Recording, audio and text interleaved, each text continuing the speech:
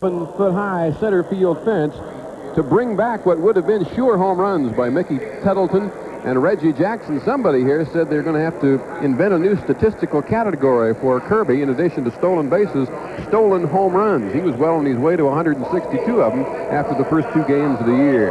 There's the knuckleballer, Joe Niekro, winner of 216 games over 21 seasons with the Cubs, the Tigers, the Braves, the Astros, and the Yankees. He's the first knuckleball specialist ever to pitch for the Twins. Niekro's record not all that impressive this year, 3-4 so far, but a very respectable earned run average of 3.55, and he really has pitched pretty well. 8 starts, 1 complete game. In 50 2/3 innings, has given up only 40 hits. 4 of those have been home runs. He has walked 19 and struck out 30. The Royals tonight with a record of 30-24. They're a game ahead of the Twins in the West, 2.5 over the Oakland A's. Royals working on a 3-5 road trip so far. Willie Wilson set to try his luck against the knuckleball of Joe Niekro. And here with the play-by-play, Denny Matthews. All right, Denny, thank you. Good evening, everybody. Willie Wilson had 2 hits last night. Willie's average at .290, 56 hits, 2 homers, 7 RBIs. Willie on a 4-game hitting string, 8 hits in his last 20 at-bats.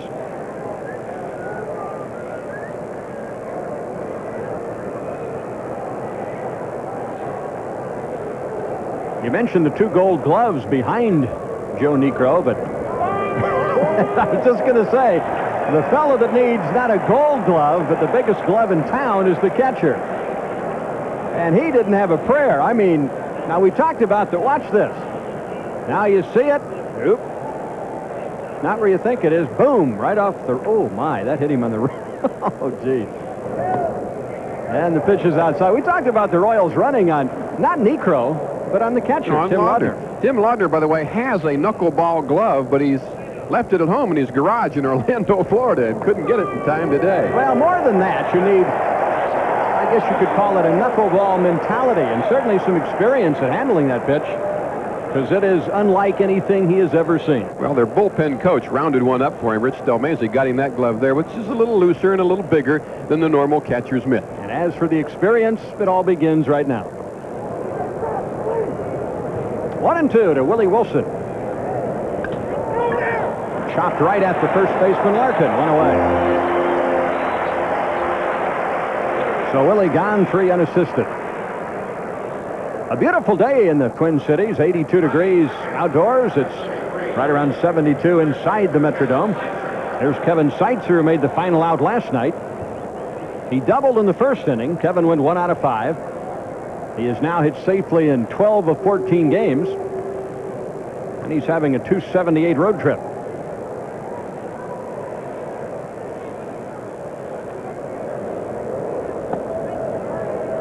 One ball, no strikes. Kevin wants to watch that knuckleball work as long as he possibly can. He can't get any deeper in the batter's box. It's going to be in Laudner's lap. Tim sets the target, and this knuckleball is low and outside. When you look at Joe Niekro, you are looking at a first in Minnesota Twins history. The Twins came here in 1961. They have never, up until tonight, had a pure knuckleball pitcher. This is a first. Strike called. In the 70s, there was a pitcher by the name of Dave Goltz, who had a few good years. Goltz threw a knuckle curve, but that's not even close to a pure knuckleball. But that's the closest the Twins have ever been up until tonight. Kevin tried to take that knuckler into right field, and it's 2 balls and 2 strikes. And speaking of the 70s, the last time that Joe Niekro won a game from the Royals was on April the 26th, 1971. That was in the old ballpark in Kansas City. And the losing pitcher that night was Jim Rooker. Now that's how long it's been since this fellow's beaten the Royals. The city of Minneapolis, Denny, has seen a good knuckleballer before. Hall of Fame knuckleballer Hoyt Wilhelm, on his way to the New York Giants, pitched for the old Minneapolis Millers back here in the early 50s. They may have seen the best knuckleball. Yeah. 2-2 to Kevin Seitzer. Didn't missed by much.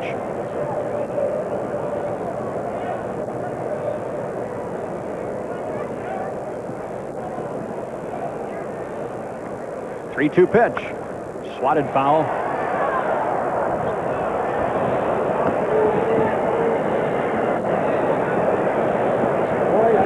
So Niekro and Seitzer can go no further. 3 balls, 2 strikes. Larry McCoy, the plate umpire. By the way, we're working with just 3 umpires. Don Dinkinger, who is to have worked first base tonight, is ill. So Al Clark's at first. And Dale Scott, who took a rather nasty blow last night, is at third. Another foul ball out of play.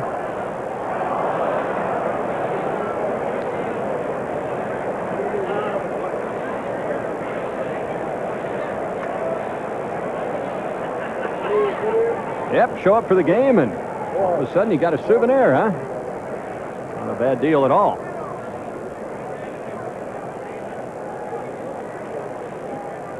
Three and 2 on Seitzer. Danny Tartabull waits on deck.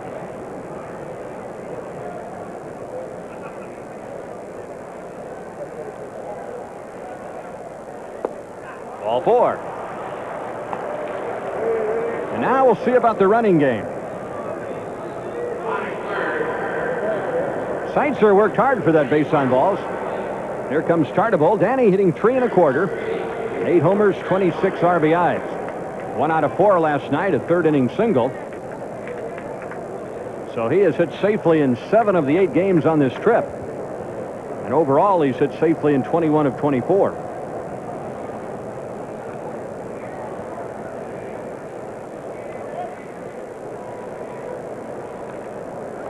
As most knuckleball pitchers have to have, Joe Niekro has a pretty decent move to first. Not quite as good as brother Phil, but not bad. You have to be careful. Tartabull took a strike, but you could see the ball popping out of the glove of Tim Laudner. So had Seitzer been running, he would have been at second base easily.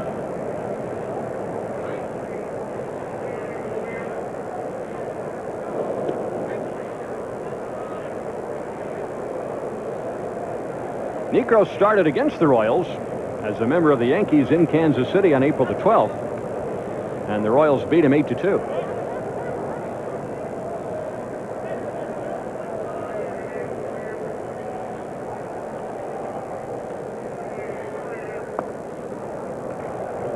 Count even, 1 ball, 1 strike.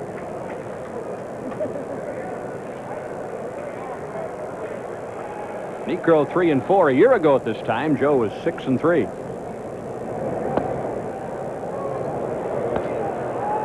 Two balls and a strike. He last pitched last Thursday night and lost to the Brewers in Milwaukee 9-3. Traded for catcher Mark Salas.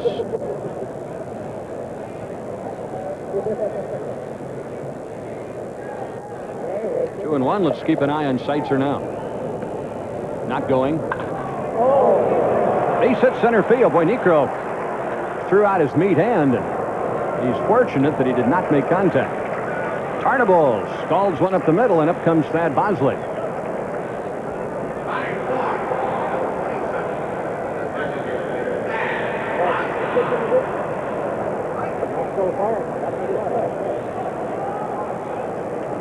Thad Bosley hitting .303.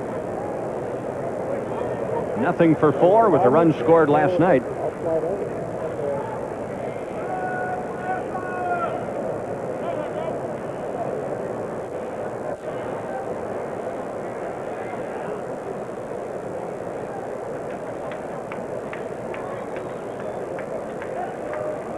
Two on, 1 out.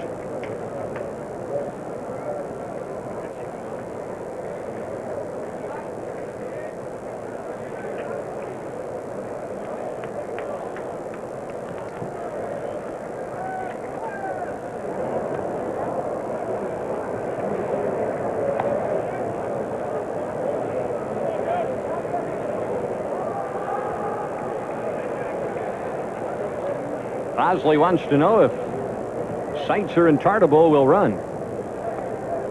There is that possibility. Now they will. The ball got away from the catcher, Tim Laudner. Will probably be a pass ball. Well, that young man's going to have his hands full all night, Denny. Or at least as long as Niekro's around. Watch how much mitt movement he's got. He's moving that mitt a great deal, and you really got to receive it very softly and not be stabbing at the pitches. It's going to take him a while to get used to it.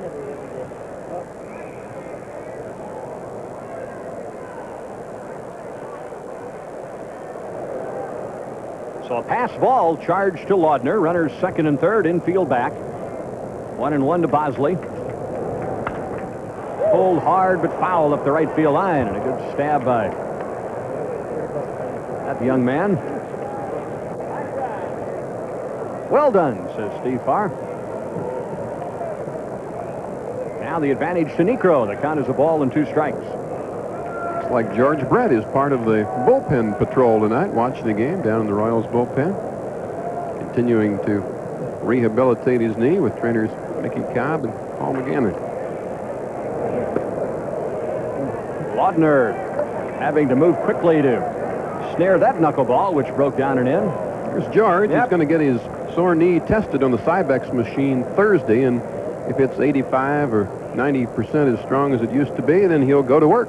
Friday Bullpen night. duty. Bullpen duty. It's kind of like KP. Yeah.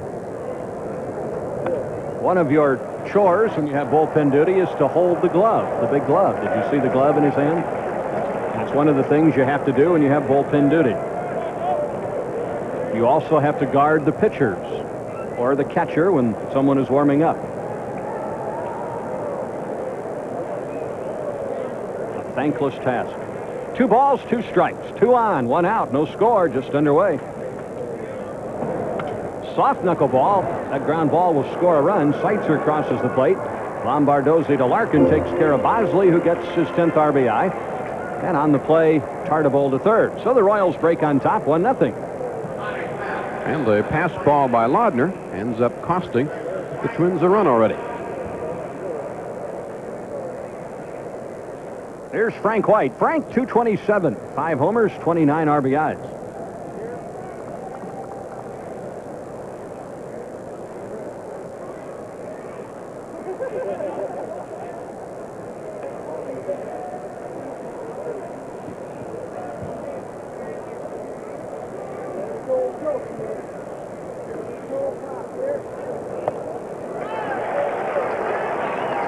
No balls and a strike on Frank. Frank with a 5-game hitting string. Pressure on Laudner. A pass ball here means a run. But Frank down in the count 0-2. This is just an adventure for poor Tim Laudner. He's just hopping around back there. You can see a little smile on the face of the 42-year-old Niekro. He's seen so much of this in his career, and he hates to break in a new receiver. Niekro just got here this afternoon. And Laudner dropping the ball. Now we'll have to find the angle and throw to first, which he does. And Laudner says, oh, man, am I glad that's The Royals get 1 run on 1 hit. A walk, the pass ball, the big item. And Laudner back to the pits for repairs. And after half an inning, Royals 1, Twins coming up. Come up and be confronted by this defensive alignment. Jackson, Wilson, and Tartabull. Seitzer and Salazar, White and Balboni. Jackson and Quirk. And Danny Jackson making start number 13. He is looking for his first victory since May the 26th. His last 2 starts have produced 1 loss and 1 no decision. I mentioned before the game started, his career record against Minnesota is 3-6. His lifetime record here in the Metrodome is 2-3, and you say, boy, he has struggled here. But do you know what his ERA is? In 5 games here, 1.6. 1.6, and he's 2-3. So he has pitched excellent ball against the Twins here, but is 1 game under 500 for it. Al Newman leads off. Al was 0 for 3 last night.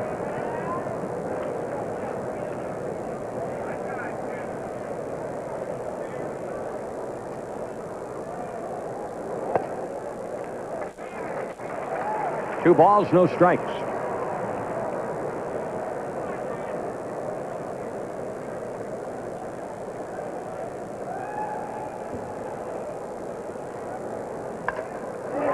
Through the middle, a hit. Newman singles to center. Well, Danny Jackson had so much trouble in Seattle tonight getting that sharp breaking slider of his over the plate, so he starts Newman off with 3 straight fastballs, misses on the first 2, and then grooves one for a base hit. Newman taking advantage of the count. And now it's Dan Gladden who came to the Twins from the Giants. A .264 hitter with 2 homers and 17 RBIs.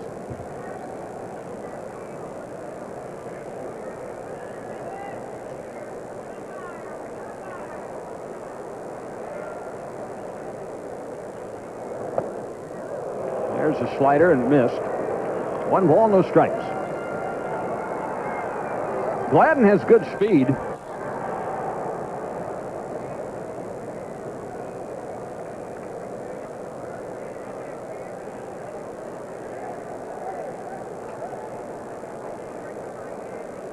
That's something the Twins haven't had in years. In fact, maybe never, Denny, and that's real speed at the top of their batting order. The first 3 hitters in this lineup can all run. I mean, really run. Newman has 5 stolen bases, but he's been caught 5 times. So he is obviously not yet a good base stealer. But as you say, good speed. That will slice foul into the corner of the Metrodome, and it's a ball and a strike on Dan Gladden. Newman came up through the Montreal Expos farm system. They signed him out of San Diego State. In his first year of pro ball at Memphis, he broke Tim Raines' stolen base record there with 63 swipes. So he's still learning and has a pretty good lead.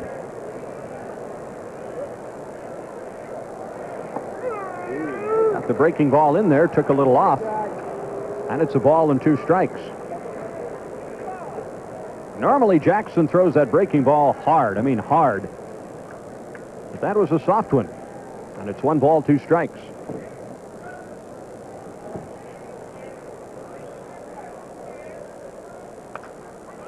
A little blooper to Balboni.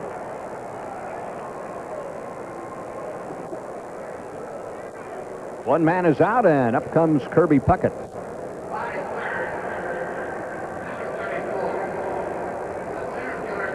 Kirby hit a home run in the 6th inning last night to tie the game. He now has 11 home runs, 39 RBIs, 71 hits, a .316 batting average. His 6th inning homer, his only hit, he went 1 out of 4.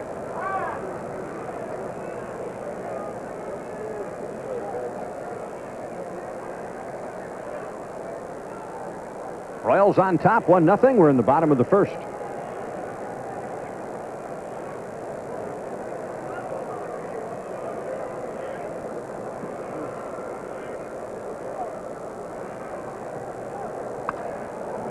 Tried to take that breaking ball to the opposite field and whacked it foul. Strike 1 on Puckett.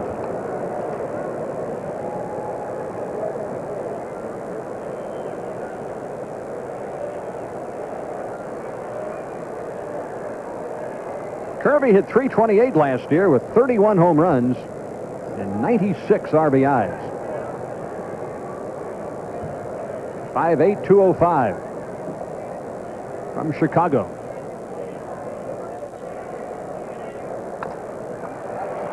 Royals will go for 2. But Newman goes barreling into second base, and Salazar makes a good decision in not throwing. Puckett runs so well, and it really wasn't a double play ball when it left the bat of Kirby Puckett. Good baseball here on the part of Al Newman. He went into second base hard. Watch this slide. He's going to make sure that if Angel gets a throwaway, it's not going to be a good one. So they get the force at second. The batter, Gary Gaetti. .264 with 13 homers, 36 RBIs.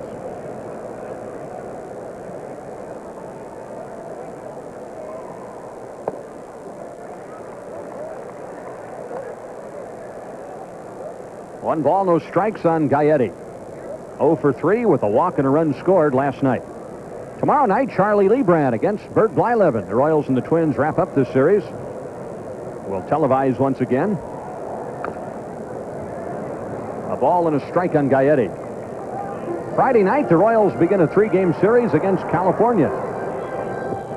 Friday, Saturday, Sunday, the Angels, and then the A's on Monday, Tuesday, and Wednesday nights.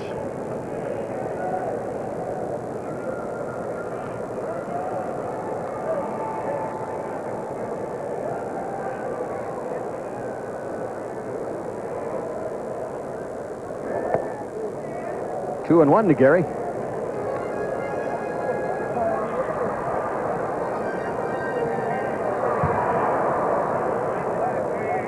Jackson's last start was a 7-2 loss in Seattle on the 5th. 6 2/3 innings, 6 hits, 5 runs. Gave up 3 runs in the second inning. Just missed with the breaking ball, didn't miss by much. 3 and 1.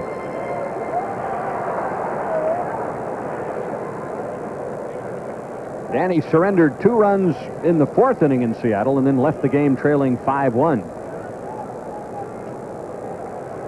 But his record notwithstanding, he's always pitched well here. 3 balls, 2 strikes on Gaetti. And that means Puckett at first will go, and Balboni will now move behind him.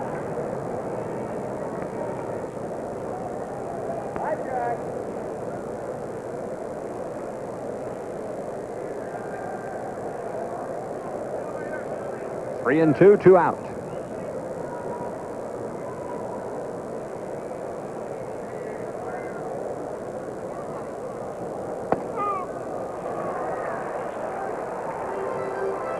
Boy, nobody knew what he called. Larry McCoy, the home plate umpire, good old Arkansas boy that he is, just kind of grunted as that pitch came across home plate. Jamie Quirk turned around. So did the hitter, Gaetti. Said, both of them together said, what was that? It's ball 4, but you might as well let somebody know.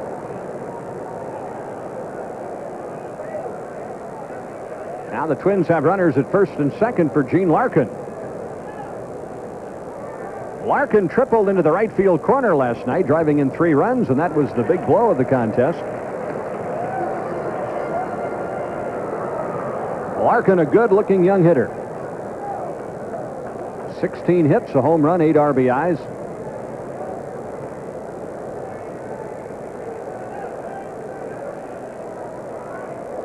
Switch hitting first baseman. And Jackson behind in the count 2-0, and he'll have to be careful with this pitch.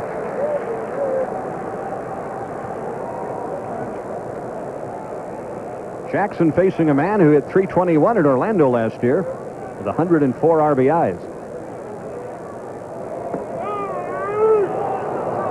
He laid off the slider, which found the inside corner. When Larkin came up against Quisenberry with the bases loaded last night, he'd never seen him before. He went to Roy Smalley and asked him what to expect. Smalley said, just wait until he gives you a pitch up in the strike zone. They didn't have to wait long. He said the very first pitch came in up, and he hit it into the right field corner for a 3-run triple. Jackson works him low and outside, and now 3 and 1.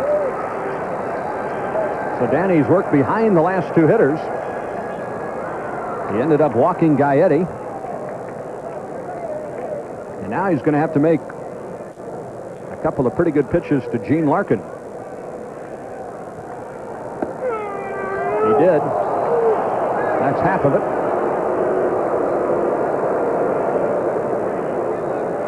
Once again, 3 and 2, 2 out. With 2 on, 1-0 Royals in the first.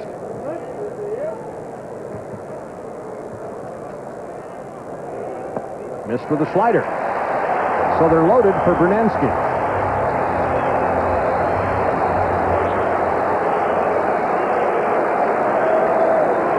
I'll bet you Danny Jackson, if he had his druthers, despite the base hit last night, would have preferred working on Larkin rather than this guy.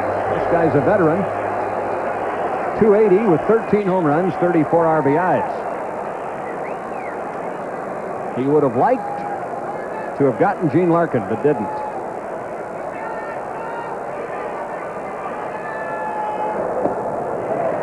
One ball, no strikes.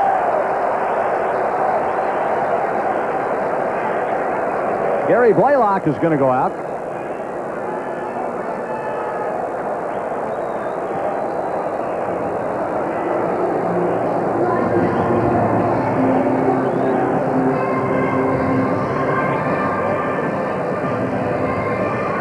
Jackson has only given up 5 home runs, but the danger here, it's such a little ballpark, and the balls are carrying so very well this year. We all know that by now, that you're just afraid that Danny Jackson might groove one. And to give you an idea of the Metrodome, we'll take you on a little tour as Gary Blaylock, Quirk, and Jackson talk it over. 343 to left down the line, 408 dead center. And then as you pan around toward the right field corner, it's only 327 down the right field line.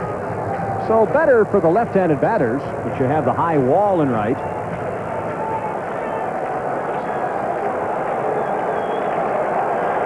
They just can't afford to make a mistake, and Bernansky has more than enough power. Slap foul, and it's 1 ball, 1 strike.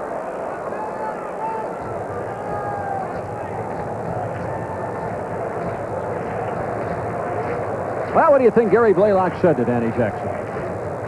He may have said, go get him. Let's stick with that fastball until you get ahead in the count, and then use the slider as your strikeout pitch. Yeah, go get him. Quit fussing, just rear back and rip strikes over. Upstairs, 2-1. Easier said than done when your stuff jumps all over the place, as Jackson's does. Kirby Puckett at third. And Gaetti at second and Larkin at first. A single and 2 walks.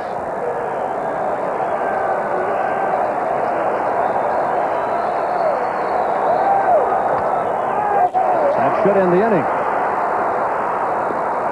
Salazar to Balboni, and the Twins leave a trio. 1 hit, no runs, 3 left, and after 1 inning, Royals 1, Minnesota nothing. Telecast authorized under rights granted by the Royals solely for the entertainment of our audience. Any publication, rebroadcast, or other use of the descriptions and accounts of this game without the express written consent of the Royals and WDAF-TV is prohibited. Royals 1, Minnesota nothing. Joe Niekro back to work, and it'll be Balboni, Bo Jackson, and Salazar. Steve 1 for 3 last night, a single.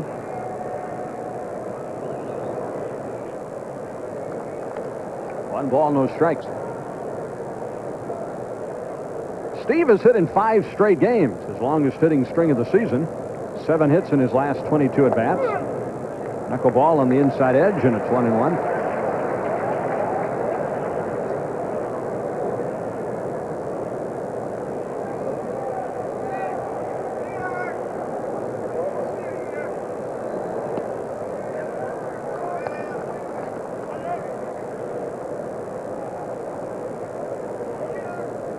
Joe and brother Phil became baseball's all-time winningest brother combination when Phil beat the Tigers in Cleveland a week ago yesterday.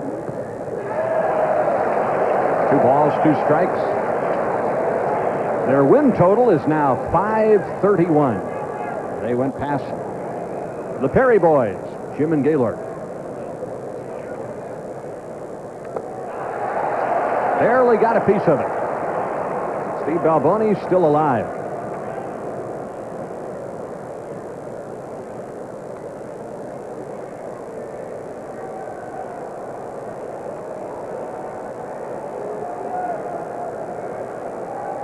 Nobody on, nobody out. The shift is on for Balboni with second baseman Lombardozzi over on the third base side. And there's the opposite field single by Balboni.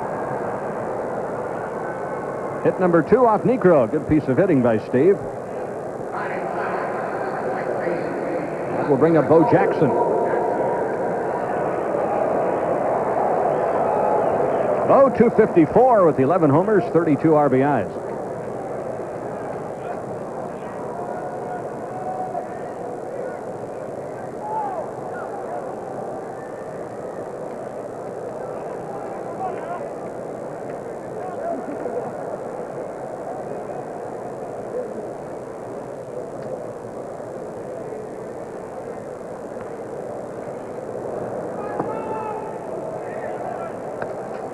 One ball, no strikes on Jackson.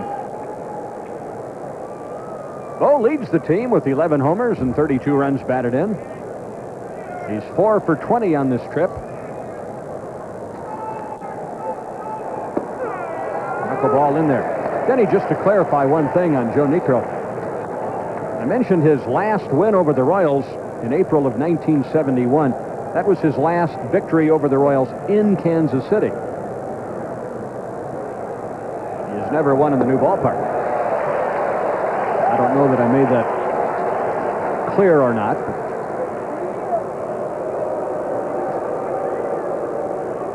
One ball, 2 strikes on Bo Jackson. Bo had a single in 3 at-bats last night. And down he goes as Niekro gets his second strikeout.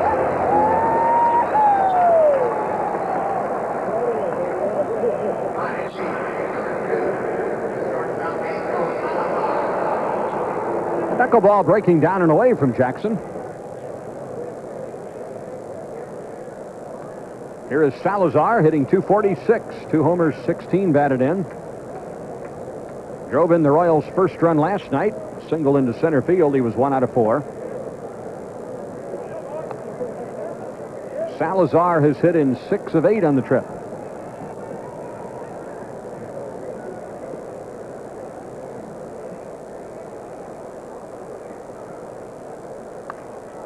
Knuckleball had good movement. Salazar fouled it off.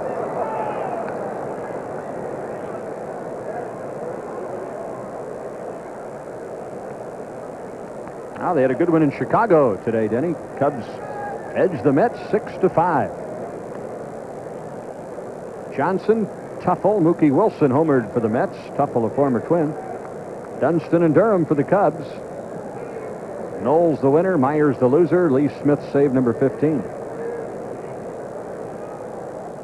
It's the only final at the moment. Here's the 0-1 pitch to Salazar. Knuckleball grounded out to Lombardozzi. 1 at second, 2 at first. No runs. 1 hit. The leadoff single by Balboni. To the bottom of the second we go. Royals 1, Minnesota nothing. There's Tom Kelly, Minnesota's young manager. He's doing a good job with the Twins. And when the Twins went shopping for a manager at the end of last year, Kelly's name was in the hopper as one of the candidates, and he was very strongly supported, Denny, by all his players, and I think almost to a man they were very pleased when Tom was officially named as their head man. He is now the youngest manager in the major leagues at the age of 36. He'll be watching the lower third of his batting order here in the second inning. That means Lombardozzi, Laudner, and Davidson. Lombardozzi, .256, 41 hits, 3 of them home runs. Fouled into the crowd.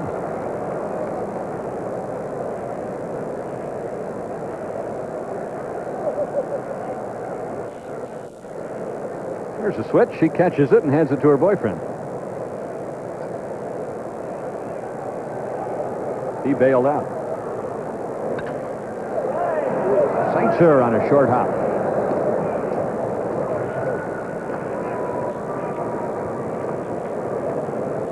Tim Laudner, the batter, hitting .159.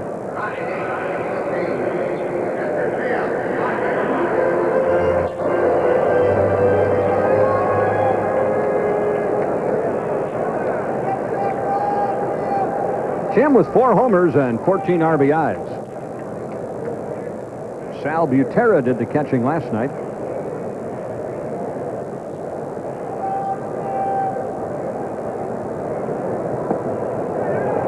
Laudner swings over the top of a slider. Denny, an interesting note on Tom Kelly. He is the 5th person to serve as a player, a coach, and a manager for the Minnesota Twins. Can you think of some of the others? 0-2 now on Tim Laudner. The 5th person to serve as a player, a coach, and a manager. John Gorel, did he? John Gorel is one. Jim Lemon? No? No. One also served as Minnesota broadcaster. Laudner strikes out, does not know the ball has escaped Quirk, and too late now. So Laudner strikes out, and had he realized instantly that Quirk had let the ball escape, might have made first base. That it was 3 or 4 seconds before he realized the ball had eluded Jamie Quirk. And Laudner, thinking about that half swing, just about now breaks away from the batter's box and is an easy out. So Jackson has his first strikeout. Mark Davidson up there. Davidson 288, a home run, 5 RBIs. How about Sam Mealy? No. No. Player, coach, manager, and in one case, broadcaster. Correct. Clue?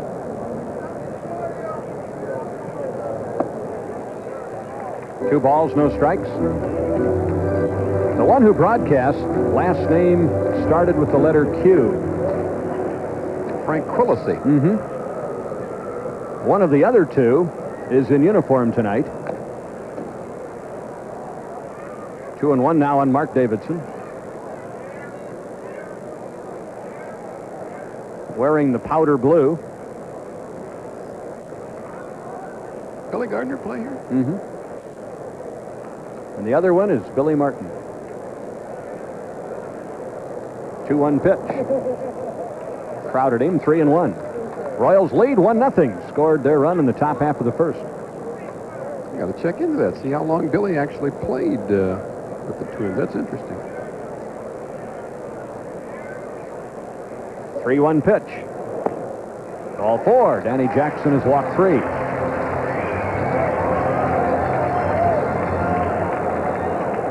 A couple of other scores. Toronto leading the Yankees 2-0 after 3 innings. Barfield hit his 15th home run. Ron Guidry pitching for New York against Cerruti. Baltimore 1, Boston 0. Third inning in Baltimore. Ripken a home run. Detroit 1, Milwaukee 0 after 3 in Detroit. Cardinals trail the Phils 1-0 after 4 in Philadelphia. Glenn Wilson a home run. Cox against Ruffin. Runner goes. The pitch is low. The throw not in time. Davidson has his 6th stolen base. He's only been caught once. And Denny, you touched on the Minnesota Twins, more of a running team, and here you have the number 9 man who drew the base on balls suddenly at second base with a tying run. So Tom Kelly trying to force the action here in answer to that question about Billy Gardner. He played half a season here in 1961, but he was the starting second baseman in the first game the Minnesota Twins ever played. Tying run at second. 2 balls, no strikes on Al Newman. Newman singled in the first inning. That's Minnesota's only hit. But they have had 4 base runners. They left the bases loaded in the first. Tom Brunensky grounded out to Salazar.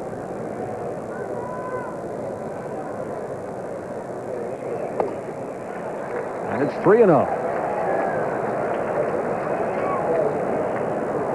Giants lead the Reds 4-1.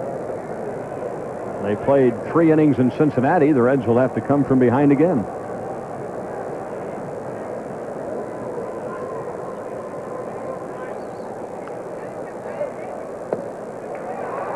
Back-to-back walks.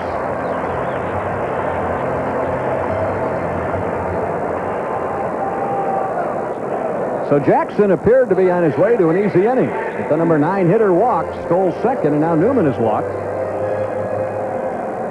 4 walks in an inning and 2/3. And here's Dan Gladden, who fouled out to Balboni. Jackson made a great pitch to Gladden. He worked a slider right in on his knuckles.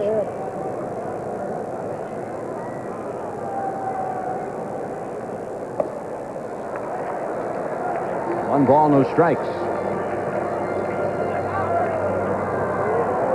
Here comes Gary Blaylock. He senses that Jackson is really fighting himself.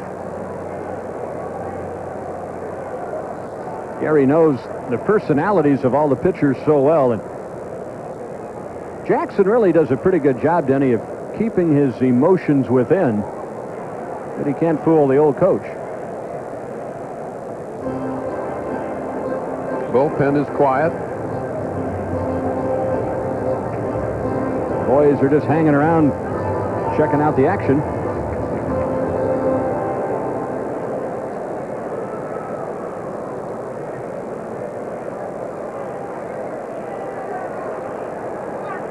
1 ball, no strikes on Dan Gladden.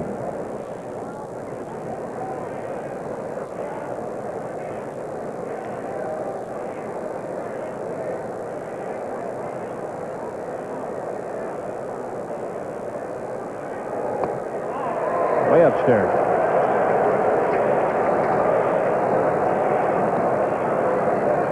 He's basically in the same situation that he found himself in the first. With 1 on and 2 out, he walked Gaetti and Larkin back-to-back, but then got Bernansky on the ground ball. With 2 out, nobody on, walks to Davidson and Newman. And a ground ball to Steitzer. And Jackson escapes again despite walking 4 in 2 innings and surrendering a single. The Twins have stranded 5, and after 2, 1-0 Royals.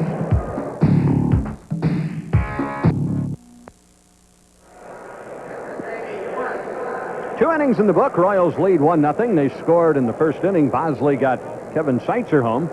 It'll be Quirk, Wilson, and Seitzer coming up. Third inning. Here's Denny Treese. Thank you, Denny. Jimmy Quirk stands in, hitting .245. Elsewhere, the first place Toronto Blue Jays leading the Yankees again 2-0 after 3 innings. Jesse Barfield has hit his 15th home run for the Blue Jays. Cal Ripken also hit his 15th for Baltimore tonight. Orioles over Boston in the third now, 1-0. Detroit leads Milwaukee 1-0 through 3. Jack Morris against Teddy Higuera there.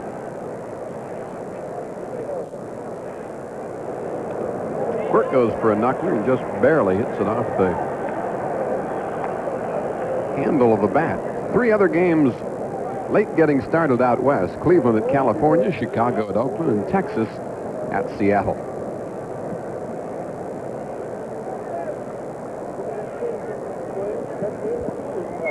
Jamie Quirk with that wide spread out stance. Inside 1-1.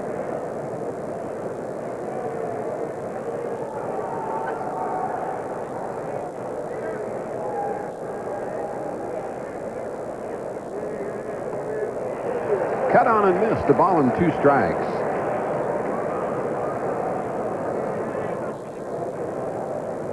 Joe Niekro won 10 games as a rookie with the Cubs back in 1967. He was a 2-time 20-game winner for the Astros in 79 and 80. Here comes the 1-2 to Quirk. Threw that one a little harder and missed 2-2.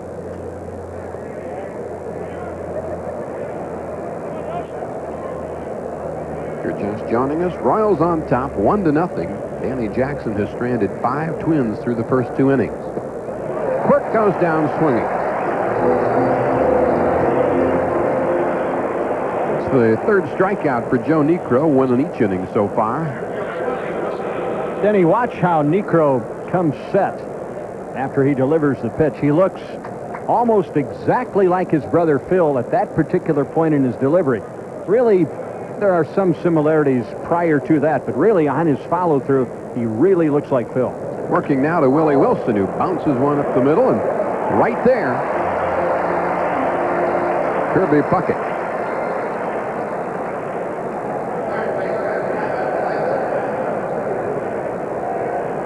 Joe Niekro talking things over with his Gold Glove third baseman Gary Gaetti. And we'll work now to Kevin Seitzer. He and his brother learned the knuckleball out in the backyard of their home. Their father, who was taught by a very good semi-pro catcher to throw the knuckleball, taught the 2 boys, and they used to have a contest in the backyard to see who could throw the best knuckleball, and they judged that by the fact that the knuckleball wasn't caught. It would hit one or the other in the kneecap or in the arm or the shoulder. That's a good one when you can't catch it, right? Betcha. That's how you learn to throw the knuckleball. You bounce it off your brother's coconut. Kevin Seitzer walked, scored a run after Niekro bounced one off his catcher's mitt. Tim Laudner charged with a pass ball.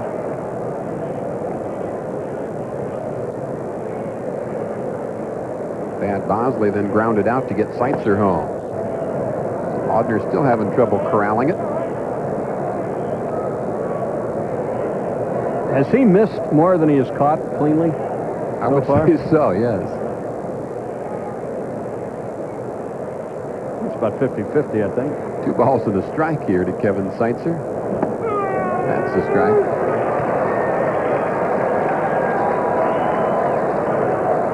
Royals as a team now hitting .269. That's a full 20 points higher than at this stage of the season last year. Kevin Seitzer was 1 for 5 last night. Takes the ball. Count full now.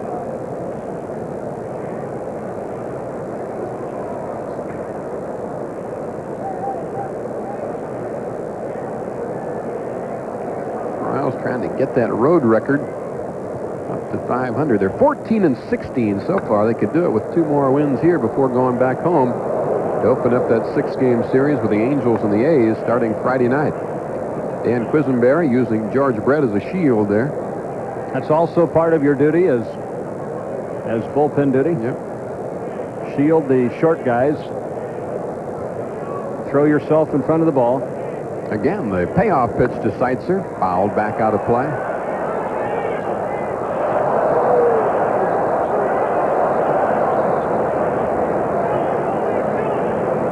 And always be ready. You never know when it sails over your head if it's going to come back on a return trip.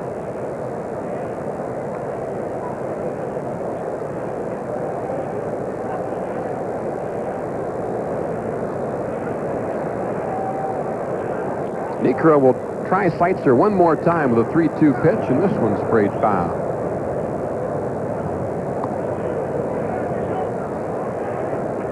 Phillies leading the St. Louis Cardinals after 4 innings tonight, 1-0 on a Glenn Wilson home run. Will Clark has homered for the San Francisco Giants. They lead Cincinnati 4-1 after 3.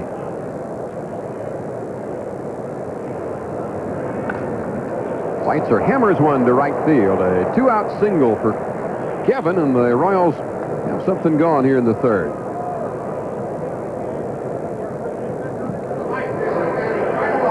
Danny Tartabull, who has had some kind of road trip. When the night began, he was hitting .424 on this trip. Over his last 24 games, Danny Tartabull has hit an even .400. He singled his first time up in this one. He was a hard 1 for 4 last night. A couple of well-hit outs.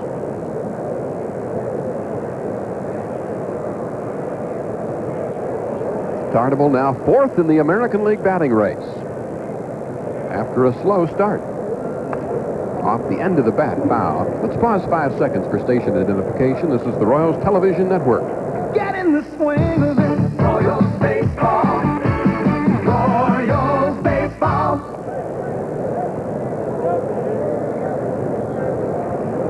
Danny Tartabull awaits the 0-1 pitch from Joe Niekro, hurling his first game in a Twins uniform. Twins traded catcher Mark Salas to New York to get him. 1-1 now to Tartabull.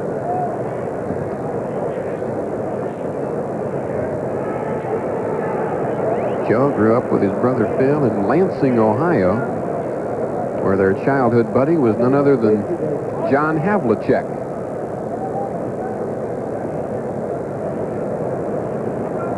John was a great athlete in every sport he tried.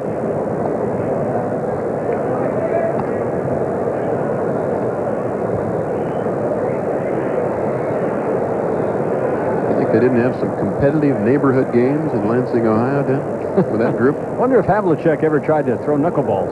Probably. He shot it pretty straight, I know that. Yeah, he did. There goes Seitzer. Laudner won't even throw.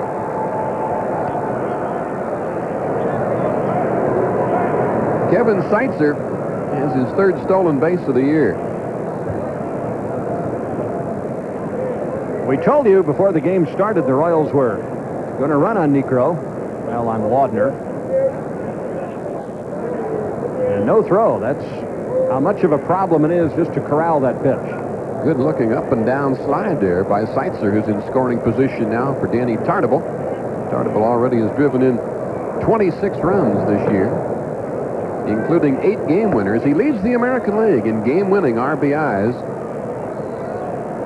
George Bell of Toronto, Kirby Puckett of this Minnesota ball club, and Wade Boggs of the Red Sox all have driven in 7, 1 fewer than Tartabull as game winners. He Danny went for the high pitch and didn't get it.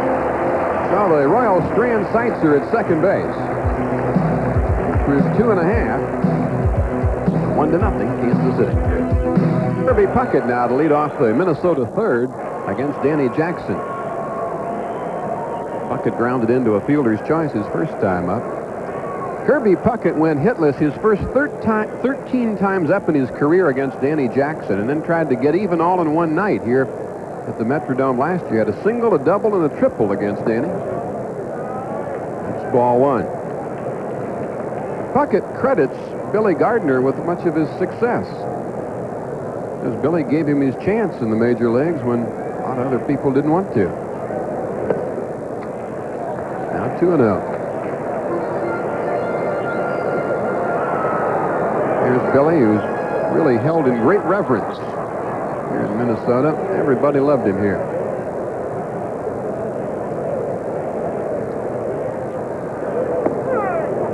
That's a strike, 2-1. Just how good was Kirby Puckett's 1986 season? Well, he led the Twins in batting at .328, runs, hits, singles, doubles, total bases, slugging percentage, games, at-bats, stolen bases, and hit by pitch.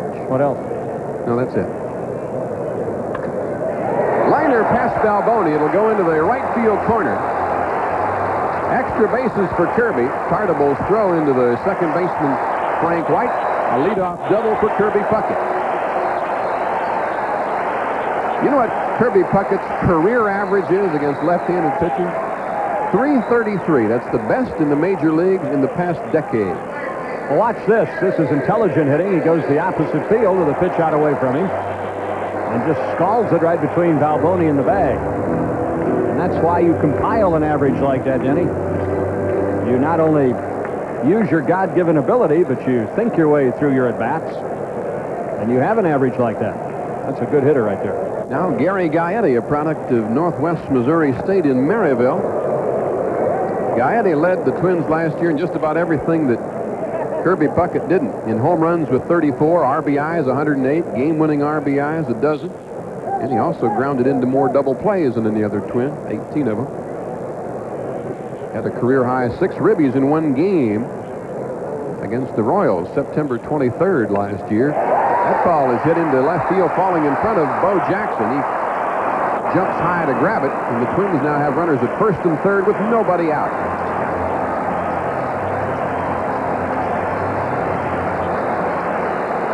A double and a single to begin the Minnesota third.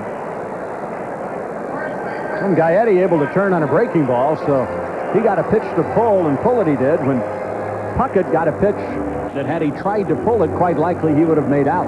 They put a new rug in the Metrodome this year, but as you could see by that Gaetti base hit, it's still got a lot of bounce to it. It almost jumped over Bo Jackson. Now Gene Larkin, who had the bases-loaded triple last night, the big hit in last night's game. Larkin, the Ivy Leaguer from Columbia University. Fouled out of play. Larkin broke all of Lou Gehrig's records there at Columbia. Some of the players, by the way, receive a gift from Casio, makers of the popular TV 400, a 2-inch color handheld TV with built-in speaker and antenna. Casio, a world leader in consumer electronics. Jackson ready with a one-strike pitch to Larkin inside. What's the difference this year to last in the bounce on the turf? Last year, Denny, if you held the ball eye-high and dropped it, it would bounce back up just about shoulder-high. This year, hold the ball eye-high and drop it, it will only bounce up to about knee-high. It's quite a difference. It's a better turf. It's also much more attractive. It has brightened the Metrodome considerably. The other one was kind of a, well, the players here used to refer to it as swamp water green. Ugh. Basic ugh.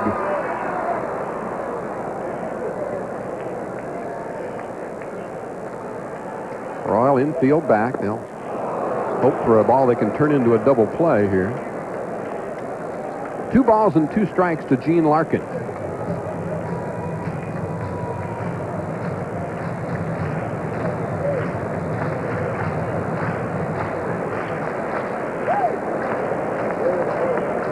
A strikeout would be lovely. There goes the runner. Bounced behind him. Perfect execution by the Twins. Gaetti took off. Frank White moving towards second base. And Larkin just hit it into the vacated area. Here's the twig, Wayne Terwilliger, saying nice job there at first base to Gene Larkin. You saw Frank White trying to get it in reverse gear there, but couldn't get back in time. Game tied now to run apiece. Twins have the go-ahead run 90 feet away at third in the person of Gaetti. Larkin at first. Nobody out for Tom Brunansky.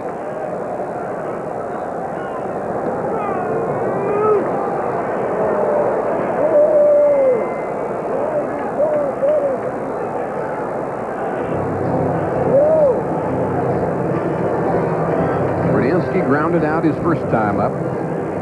Twins tried to unload Tom Brunansky in the offseason, offered him to Detroit for Willie Hernandez, to the Mets for Jesse Orozco, but rejected on both counts. High fly ball right field. Danny Tartabull over toward the line in foul territory. Makes the catch. The runner tagging. Tartabull with that strong arm, but not strong enough. Balboni cut it off. Gaetti scores, and the Twins take the lead. Brunansky gets his 35th RBI of the year with a sacrifice fly. Also tagging and moving to second, Gene Larkin. I really don't understand Tartabull's throw, Denny. There's no chance to get the runner at home. And if you throw to second base and keep Larkin at first base, the double play is still in order. But there goes the throw toward first base. 2-1 Twins now with Lombardozzi batting, grounded out his first time up. Lombardozzi has never had a hit off Danny Jackson. He's 0 for 11 against him in his career. Jackson got that one in on his thumbs, and a soft ground ball to Salazar at shortstop moves the runner over to third.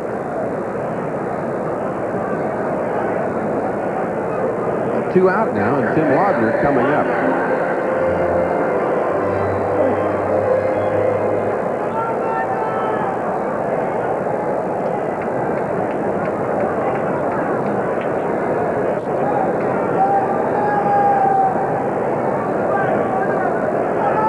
Struck out his first time in against Jackson.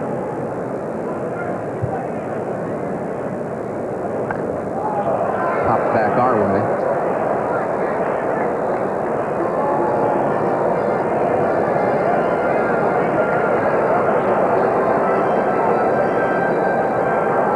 Tim Laudner only batting about $1.50, and that may not look like much, but that's quite an improvement. He was only batting .079 when Tom Nieto, the regular catcher, broke his hand, and Laudner was pressed into more frequent service. Laudner was one of 3 catchers used by the Twins extensively last year. The Twins did a lot better when he was behind the plate. 31-26 when Laudner was their starting catcher, and only 40-65 when anybody else caught. Had a big cut there, but no contact. It's a ball and 2 strikes. 2 runs on 4 hits for the Twins now. 1 run on 3 hits for the Royals. Neither team has made an error as yet. Twins had a costly pass ball on catcher Tim Laudner that led to an unearned run by the Royals in the first inning. Slider in on it. 2-2. Laudner hit a home run off Danny Jackson here at the Metrodome last year.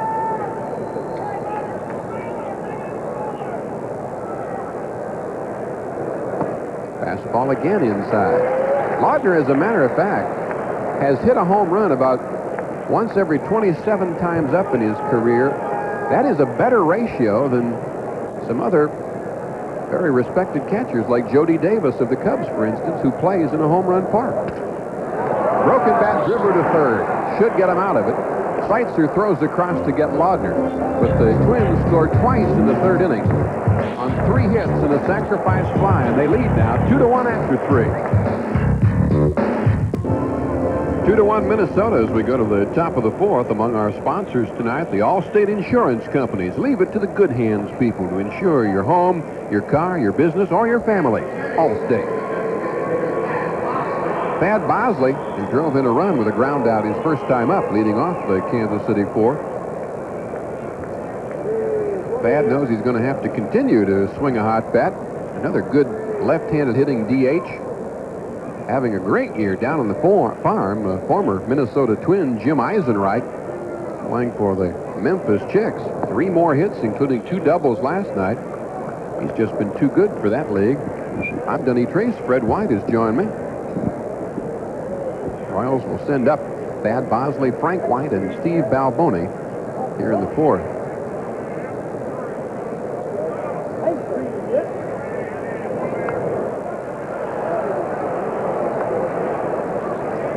Joe Niekro gave the Royals 1 hit in each of the first 3 innings.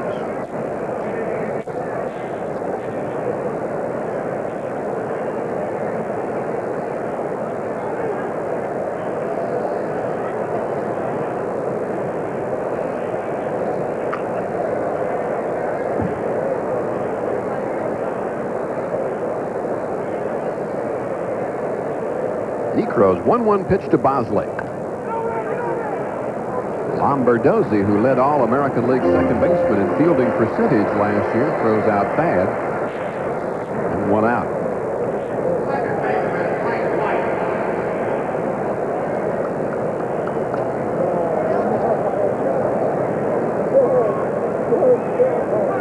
Now Frank White, a strikeout victim, ending the Royals' first. Frank has been productive of late. He's scored a run in each of the last 3 ball games. Driven in 1 in each of his last 2.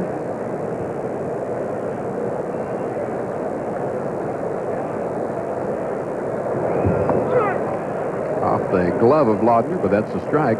Royals have announced the signing of 36 players they selected in the June free agent amateur draft. The club selected a franchise record 74 players in that draft, and 36 of them signed also represents a franchise record. Some interesting signings in there, too. Billy Gardner's son, 6'6" first baseman Billy Gardner Jr. from Mitchell College in Connecticut will report to Sarasota in the Gulf Coast Rookie League. The Royals' 7th selection, Trey Gaines, a 5'10", 175-pound right fielder from Auburn University, former baseball and football teammate of Bo Jackson. He's going to report to Eugene out in the Northwest League. There's a little story that goes with him. A lot of people, like Bo Jackson, thought Gaines would not play baseball. He's a very fast guy. Bo called him and talked to him, and the Royals did it again. They went sneaking into Auburn and picked off a football player and signed him. I guess this kid has some ability. They're fairly high on him. I'm sure Bo knows all about recruiting. Yeah. Story of Billy Gardner. The Royals really becoming a family affair. Juan Benitez and Hal McRae each have sons in the Royals organization that signed and are playing, and now Billy Gardner Jr. joins them. Won't be the first time he's had a Royal uniform on. He joined the club in spring training. Billy Gardner Jr. came down and worked out a little bit with the club, just played catch with some of the boys and got to know everybody. There's Bo in the dugout with Mickey Cobb, veteran trainer of the Royals. Laid back now, his recruiting chores are over. The Royals have signed Trey Gaines.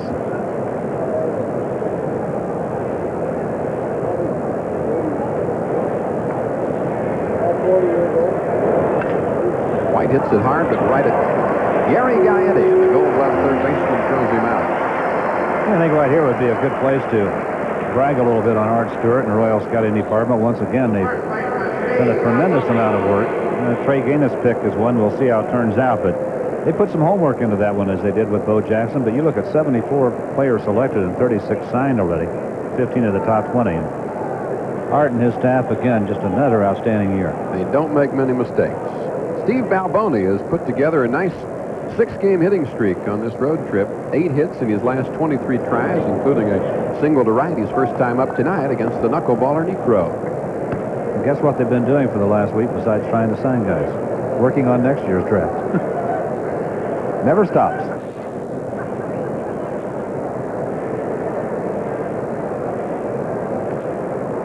Here's the 1-0 pitch to Balboni, down low. So we talked about how frequently Balboni hits behind on the count. This time he can afford to look for a pitch. 2-0 the count. Yeah, but the pitch he gets to look for is a knuckleball. That's right. So what good is that? And he got it. Well, it's 3-0.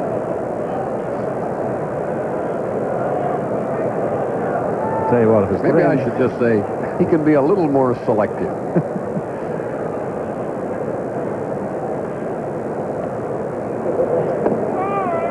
In for a strike.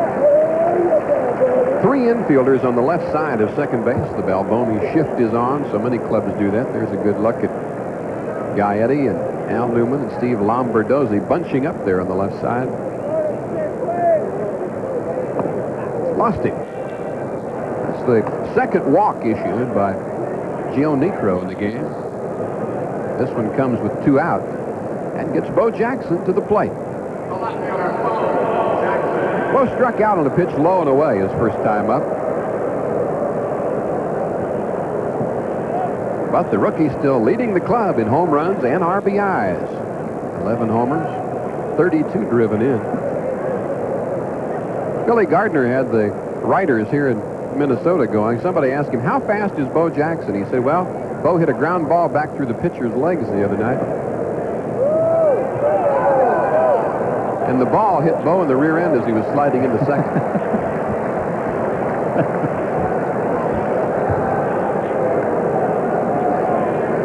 Billy Gardner's a funny man. He's got a line for everything. Wonderful human being, and they just really loved him here in Minnesota. Everywhere you go, people say, how's Billy? How's Slick? Say, we miss him here.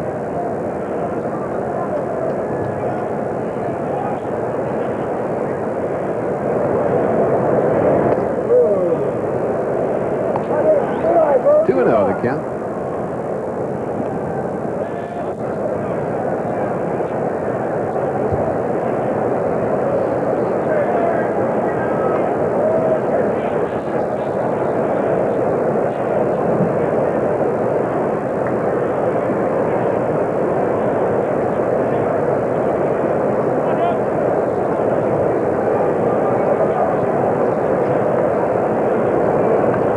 Takes a rip and fouls it back.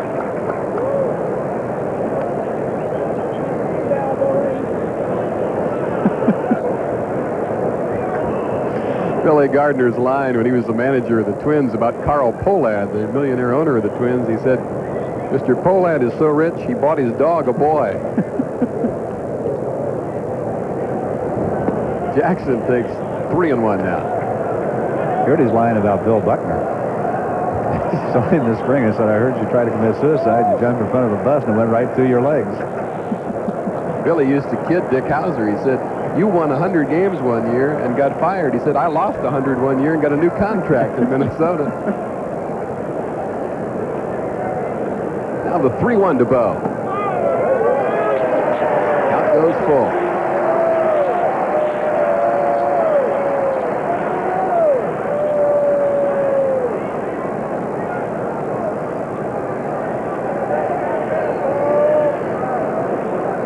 Balboni will be running with the pitch. Jackson hits it high to center field. The only chance is that it might get lost up there in that white cloth of the dome. It doesn't. Down into the glove of Kirby Puckett, and the Royals are done in the fourth. No runs, no hits, a walk and 1 left after 3.5. It's 2-1 Twins. There's a well-liked Billy Gardner. Taking a look at his former ball club. Many of these guys came up to the big leagues when Billy was the manager here. Mark Davidson, leading off the Minnesota fourth, had not yet arrived in the big leagues. Billy was the skipper here. Davidson kind of went backwards last year. He had a great 1985 season at Orlando where he hit better than 300 with 25 homers, but had trouble making contact last year.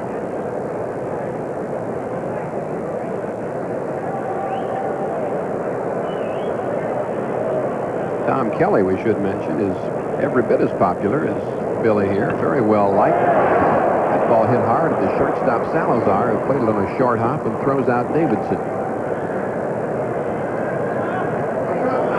When the Twins went hunting for a new manager last year, the players went to management and said, here's the guy. He was on the coaching staff here.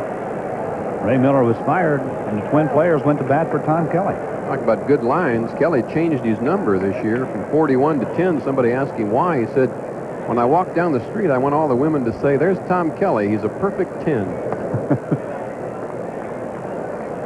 Ball 1 to Al Newman. Walked his last time up.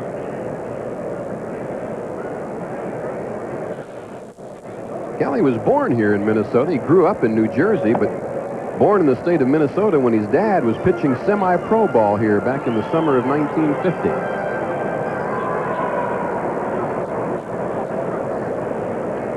Newman awaiting the 2-0 pitch from Jackson. That's a strike.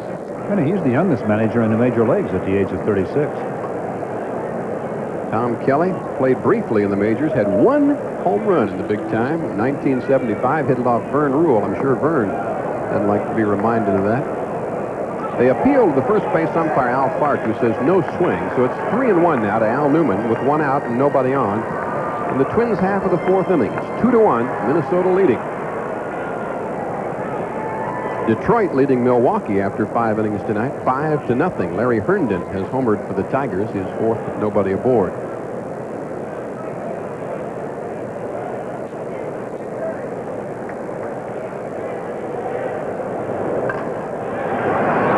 Backhanded by Salazar, long throw and a good one.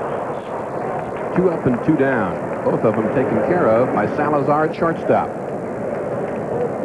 Now Dan Gladden, the batter, hitless in 2 trips. Minnesota Twins had to eat $750,000 of Mickey Hatcher's salary in order to go ahead and sign Dan Gladden and bring him over here from the Giants, the 3 minor league pitchers. Tom Kelly just kept lobbying, saying that Hatcher didn't have a spot on the club, but he wanted somebody with speed and a good bat like Dan Gladden, and there's an example of that good bat as he rips one to center field, a 2-out single. And Gladden can run. He's stolen 9 bases. Quick short stroke here. Watch this.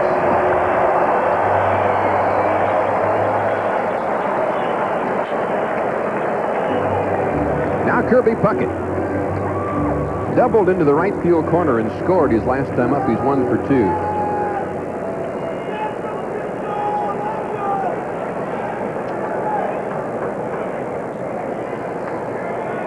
Royals only 2 wins out of 7 games in the Metrodome here last year. Lost their first game of this series last night. They're already talking about a new stadium here in Minneapolis. The Twins president Jerry Bell says he'd like to see a 45,000-seat baseball-only stadium built on the parking lot right beside this one. That's an interesting concept. Since the weather, if you know the weather is going to be bad, you can move the game indoors and try to make it same ticket configuration as this one, so the tickets would be compatible.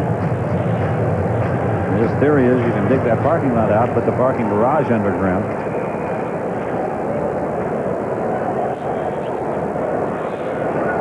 I would love to see that.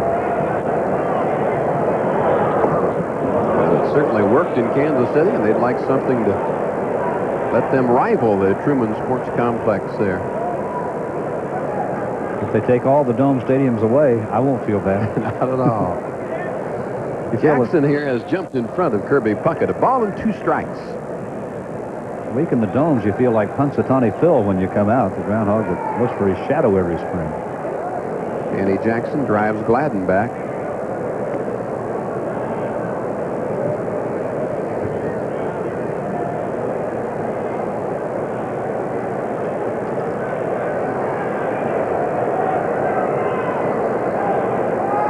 There goes Gladden.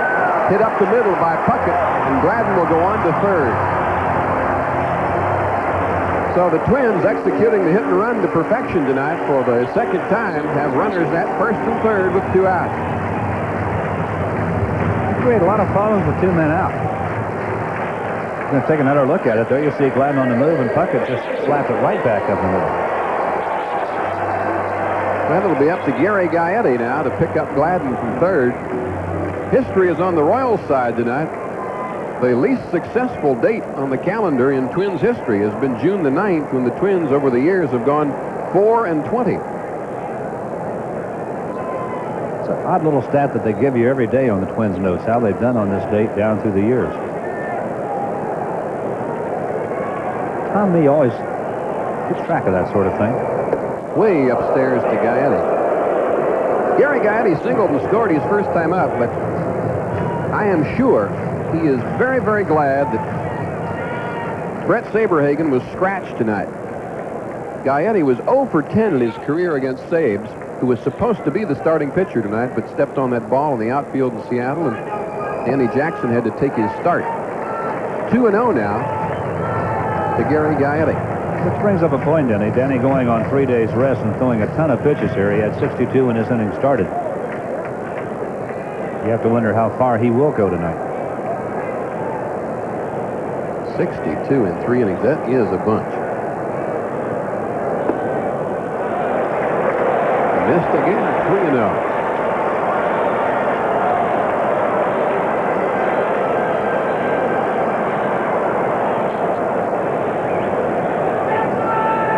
Steve Farr going to work in the Royals bullpen. Swings at the 3-0 pitch and lines it foul, and just foul.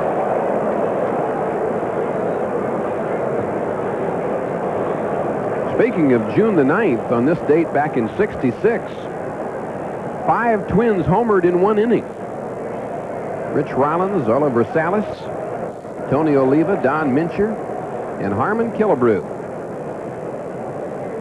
Only time in American League history that 5 home runs have been hit in 1 inning. And they almost got 6 that day. Jimmy Hall hit one 2 feet from the top of the fence that would have made it 6.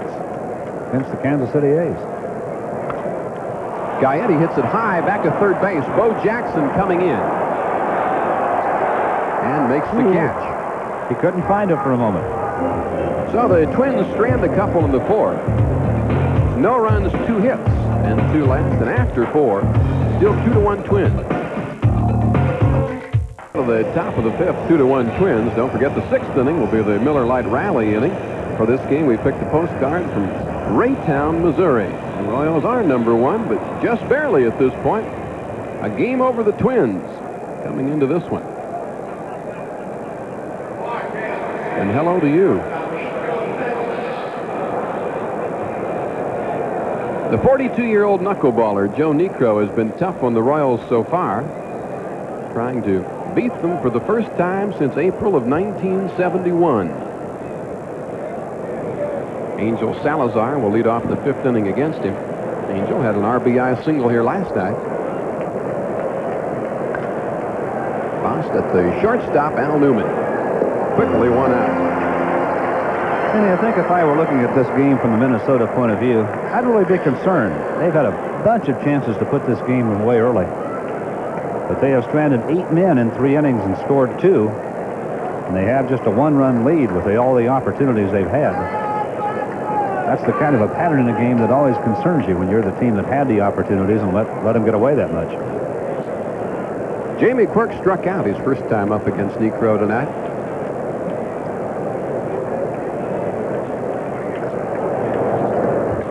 Talking about weird stats, there's a number for everything in baseball, and it's just downright incredible sometimes, the coincidental way they all fit together. I found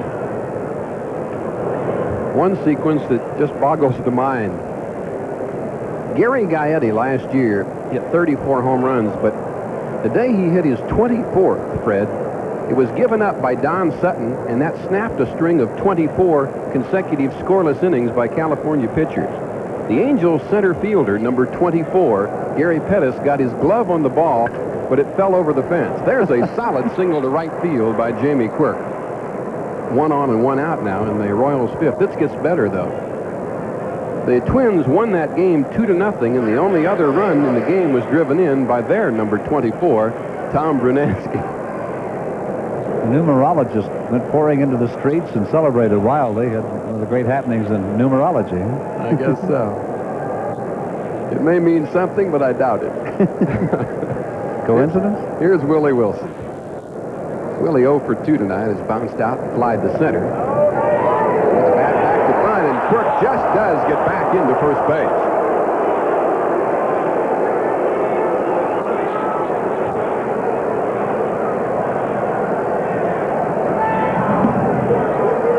Willie drawing the bat back at the last possible second. And now watch Jamie Quirk hustle to get in there.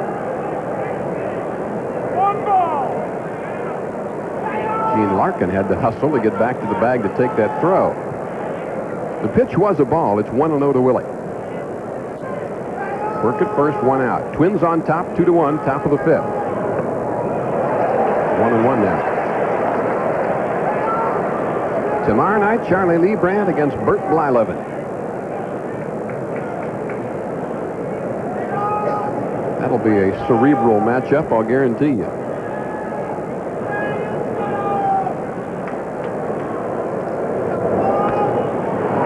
Wilson gets it over the leaping shortstop Al Newman, and the Royals are in business again. Runners at first and second with 1 out here in the 5th. Wilson with his first hit of the night. And now Kevin Seitzer, who singled and stole a base his last time up. Kevin is 1 for 1 officially. He walked and scored the only Royal run in the first. Kevin was up there last night with the bases loaded, 2 out in the 9th. Had an opportunity to get the ball game tied, didn't do it. You know he'd love to make up for that a bit right here.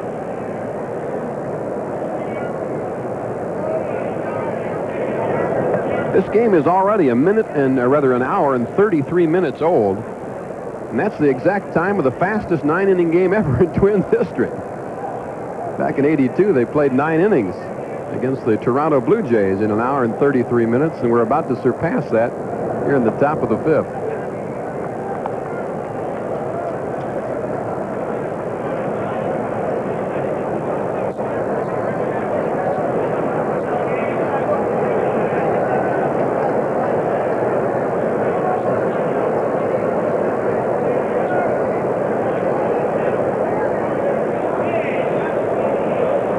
The 2-0 to Seitzer.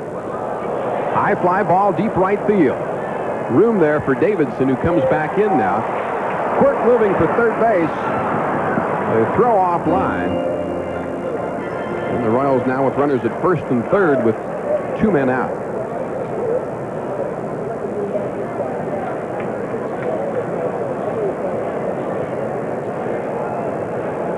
So a chance now for Danny Tartabull to drive in his 27th run of the year.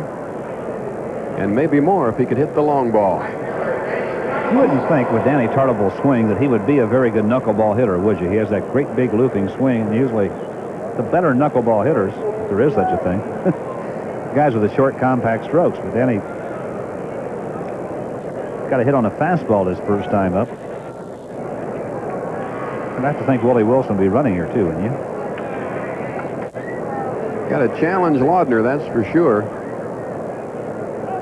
Maybe hope to get Tartabull a fastball.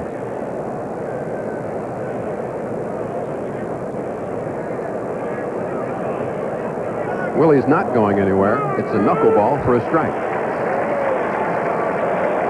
Got the fastball in the 2-1 count with Seitzer at first base when he got the base hit. Willie Wilson knows what Jose Martinez just signaled. Niekro stepping off. And Willie back to his lead. Still not going. 1-1 to Tartabull. Well, I want to guess a little bit. If he misses here and goes to 2-1 with Willie at first, what does he do? What is he throwing? Does he throw Tartabull? I say go ahead and run here. Not going to. Tartabull swings and misses. A ball and 2 strikes. Well, he's not going to get a fastball then, is it? Now with Niekro ahead in the count.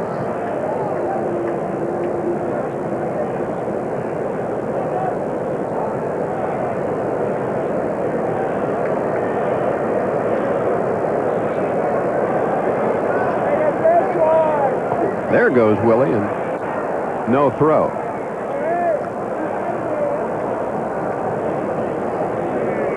So Willie Wilson with a stolen base, his 15th of the year.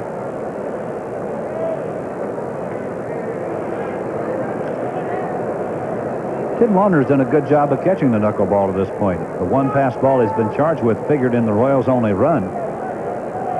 Done a good job of chasing it a few times, too. Yeah. Outside. 3 balls, 2 strikes now to Tartabull. with Quirk at third and Wilson at second base. Base hit here, and the Royals could take the lead again. Jamie Quirk leading cheers.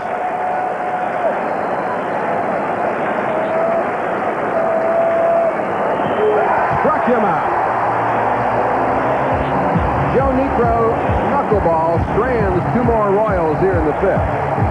Halfway through in the Metrodome, Twins 2, Royals 1. Through 4.5 here at the Metrodome in Minneapolis, the Twins 2 runs on 6 hits, the Royals 1 run on 5 hits. Neither team has made an error as yet. To the bottom of the fifth we go, and here's Fred White. Thank you, Denny. Gene Larkin is going to start it. Tom Brunansky and Steve Lombardozzi to follow. Tell you what, if you were buying stock in a young hitter, you could do worse than Gene Larkin, I would think. Well, this guy's a good-looking young hitter, isn't he? He really is. He jumped on that pitch from Quisenberry last night with the bases loaded.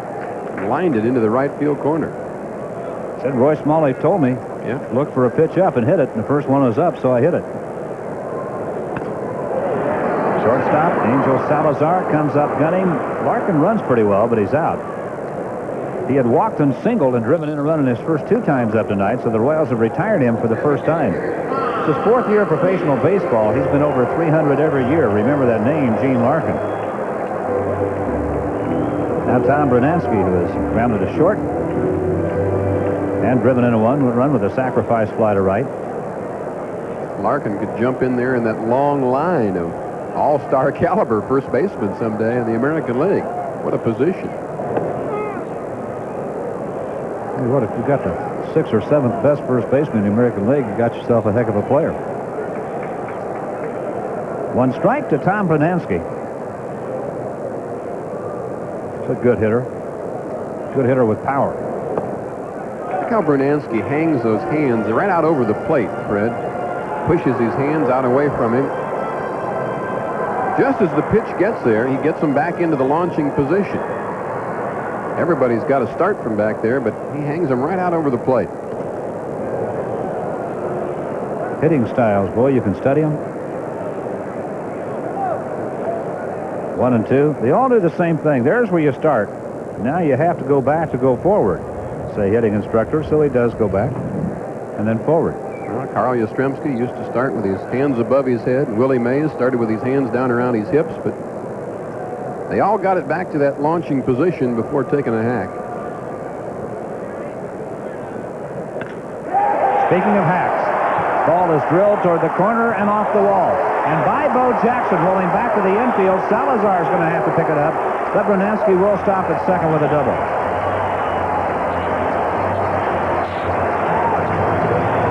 So Brunansky doubles off the wall and left over the head of Bo Jackson. And Steve Lombardozzi will be up there. Right off the 343 feet sign. We came up with an interesting stat before this game about the average length of home runs being further here now.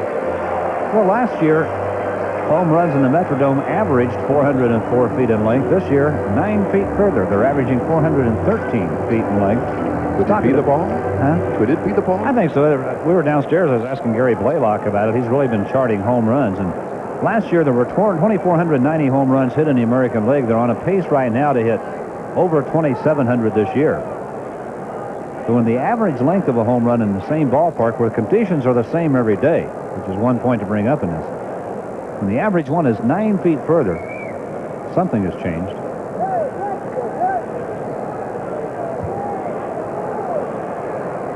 Remember when a 400-foot home run was something to talk about? Pitch inside. But another Lombardozzi. Some of the players receive a gift from Moen, makers of the Pulsation Shower Head. It lets you choose the water flow from pulsating to gently soothing. The Pulsation Shower Head from Moen. Runner at second, 1 out, 2-1 Minnesota, bottom of the fifth. Jackson with another fight on his hands here. Seitzer chases the runner back, 2 gone. Lombardozzi grounds out to third. Kevin got that into webbing the glove, and it almost came squirting out of there, but he made the play. Boy, he has played third base. Hey, I don't know how much you've watched Kevin Seitzer. He comes to the park very early in the afternoon, usually out there about 2 o'clock, as you watch him make the play again. And he's always always working. You worry about him wearing himself out sometimes. He's always stretching, exercising, swinging the bat. He's on the move all the time. Today he had Jose Martinez hitting him one high pop-up after another to make sure that he could find the ball against this fabric roof here on the dome. He's a tireless worker. Sure, he knows what he's doing. He's been through this before in professional baseball, but you kind of worry come August, September if he won't be worn out.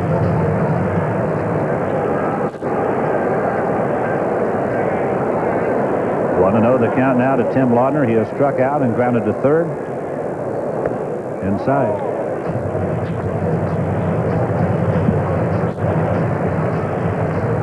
Laudner hit 42 home runs in Orlando in '82 and led all of professional baseball in home runs that year, but he's having a hard time with the bat right now. Came into the game hitting 159. He's at 155 right now, but he has hit 4 home runs in this one.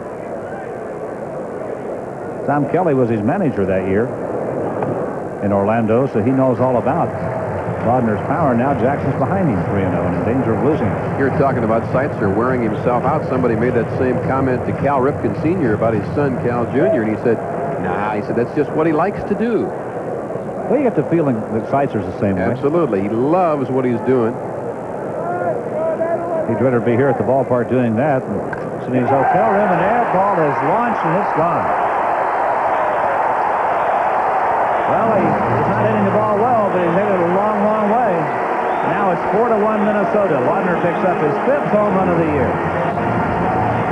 And for the 2nd straight year here at the Metrodome, Tim Laudner has homered off Danny Jackson and touched him up, but good. Just as Steve Farr got up and started throwing in the bullpen, Laudner jumped all over a Danny Jackson pitch, and here it is. Then he just threw it belt high out over the plate, and Laudner got all over it. 4-1 Twins with 2 out in the 5th, and here's Mark Davis. They estimate that one at 423 feet here in the Metrodome. They have a system. They have surveyed this stadium.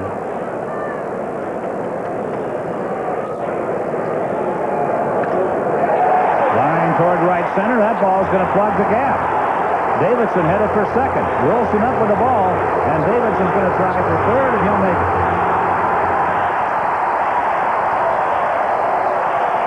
Mark Davidson with his first triple of the year.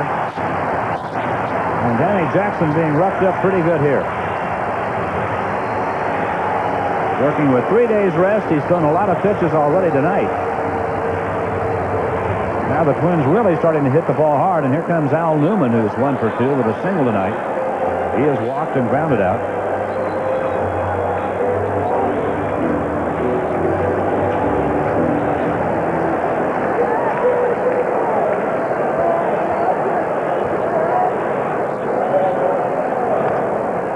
Popped him up. Balboni has room, makes the play, and that's the inning. But the Twins score 2 more on 3 hits. They leave a man. Now after 5, it's Minnesota 4, Royals 1. Back to the Metrodome in Minneapolis. We move to the 6th inning, and now the Twins have a 4-1 lead. The Twins beat the Royals 5-3 last night after the Royals got through the Kingdome in Seattle in pretty good shape. You wonder if those old dome worries are coming back to haunt them here in this series. Well, this place has been a house of horrors for them in the past. They only won 2 out of 7 here last year, and I tell you, Tim Laudner really jumped on that Danny Jackson delivery there. The Twins have got some power and some speed. They're going to be a tough team to stay ahead of. Well, they're going to score some runs, you know that. The task on the Royals offense now, go get some runs off Joe Niekro. They haven't been able to do that so far tonight. They picked up the 1 run in the 1st inning, and that's all the Royals have managed so far, so we'll see how they can do here.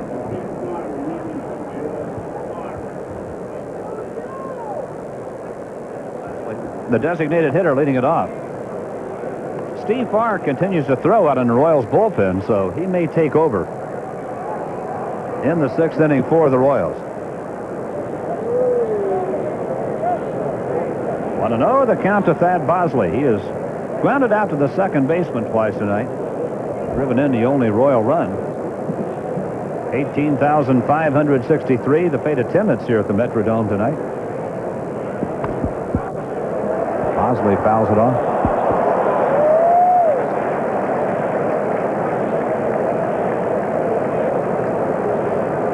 And you were talking about the proposal to build a new stadium adjacent to this one. Without getting into a long soliloquy about domes, you look at this arena and the one in Seattle. Baseball simply cannot let cities build facilities for football and squeeze baseball in the best fashion they can anymore. I think they're just going to have to take a much stronger voice in the building of facilities like this in cities that want to build dome stadiums. Baseball can't be an afterthought. I'm really surprised that that happened the way it did here in Minnesota. Twins, fairly proud tradition in this town.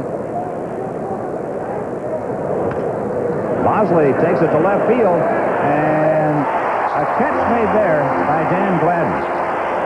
So Bosley has a hit taken away from him. Gladden makes a fine play near the line in left, and one out now to Frank White. This, by the way, is the Miller Rally inning. If the Royals score here, we'll be sending a 19-inch General Electric color TV with remote control to B.J. Marlett in Raytown, Missouri. If the Royals don't score, we'll still send him a jacket. Remember to enter the Miller Lite Rally inning contest. Send a postcard with your name, address, telephone number, and jacket size to Miller Lite Rally inning, care of WDAF-TV, 3030 Summit, Kansas City, Missouri, 64108. Send in your card. First chance you get, you might be the proud winner of a new color TV and a new jacket.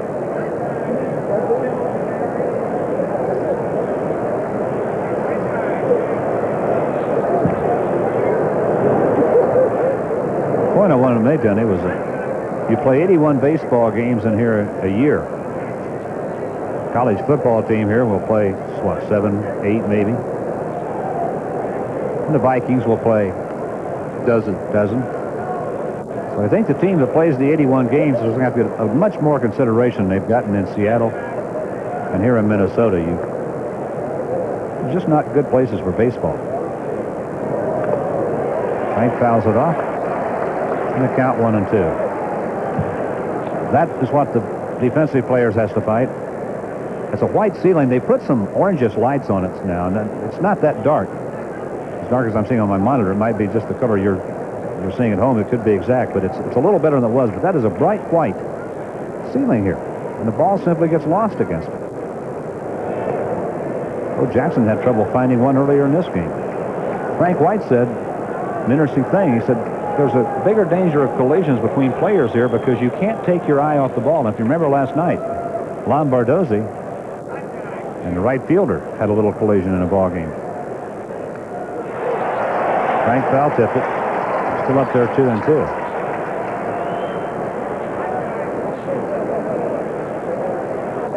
Let's pause 5 seconds for station identification. This is the Royals Television Network. Get in the swing of it. Royals baseball. Royals baseball.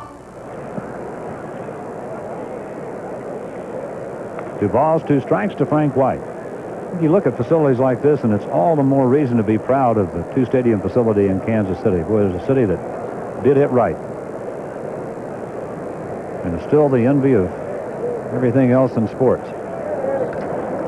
Frank hits one high in the air to center field, and Kirby Puckett is over there waiting for it. 2 gone. Steve Balboni will hit with 2 out, nobody on.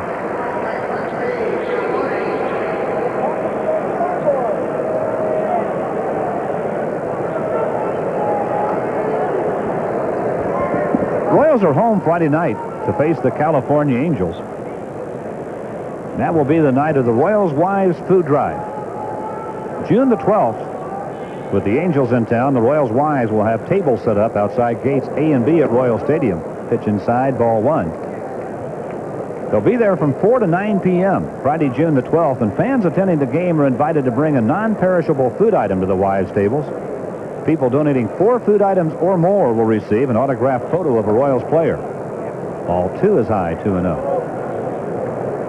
That is one of the great things that the Royals and their wives do during the year to raise money for charity or to help needy people. That food is distributed through Harvesters, the community food network to Kansas City's needy. Great group of people. Dan Quisenberry, of course, donates money for each save that he collects over the course of the season to Harvesters, and they've donated a good deal of it through Dan's great career.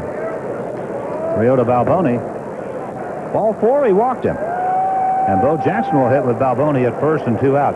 Let us suggest some non-perishable food items that you can bring, and we really hope you come to the game on Friday and take part in this one. This is a good one. It'll help a needy family.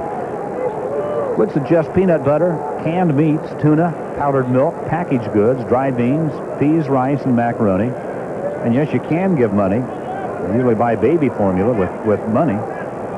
In the last 4 years, the wives have collected 25,400 pounds of food, reached an estimated 1,016 families, each of them with a 3-day supply of food. Bo takes high, ball 1. So come on out. Even if you can't stay for the ball game, come by and drop off some food items for the Royals Wives Food Drive. June 12th, the Angels in town. Speaking of charities, on Thursday 11th, it'll be George Brett's golf tournament to benefit ALS. Hot shot, base hit left field, and all of a sudden the Royals are going to get the tying run to the plate. Bo Jackson singles. And Angel Salazar now will hit with 2 on and 2 out here in the top of the 6th inning. The Royals now have a half dozen hits. There's Dan Quisenberry. He and his wife Janie spearheads the food drive, and as you mentioned, Dan always contributes money for every save. And if you wonder about Harvesters, they're an interfaith not-for-profit group. It's a coalition of business people, social service agencies, and churches, and they distribute that food immediately. What better thing could you do than feed a hungry person?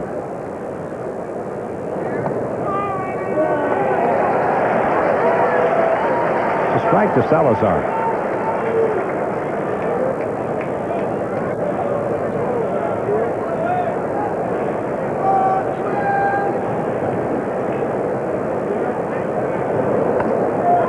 Fouled away, and it's 0-2 to Angel. Hey, I've always thought one of the things that makes Kansas City the great city that it is how much people help people in that city. It really is a caring community. So here's a chance to help somebody and have a little fun, see a baseball game while you're at it.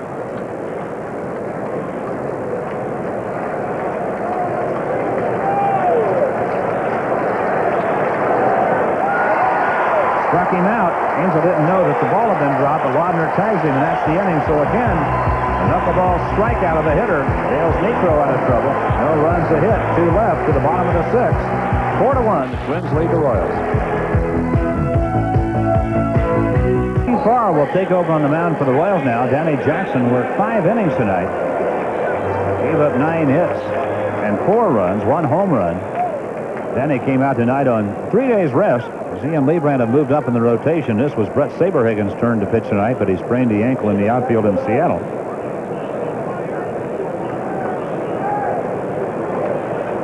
So Farr takes over. Dan Gladden in.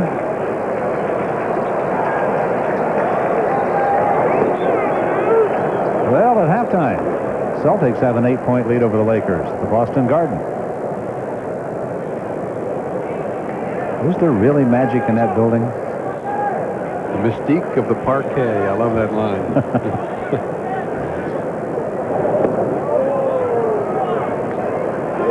Outside, 1-1.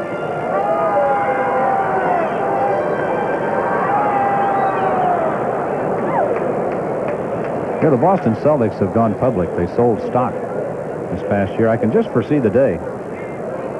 1-1 pitch. Fastball inside where there's a timeout setting up the game-winning play. Coach designs it, and the fellow says, excuse me, but he only votes 10,000 shares, Coach. As a guy that votes 40,000, maybe I should get this shot. What do you think? That stock has not been doing all that well. I've been keeping my eye on that. Celtics have done, they're doing better than their stock. Yes. 1-2 pitch. Backhanded Salazar, sets, long throw, not in time. And Gladden beats out the infield single.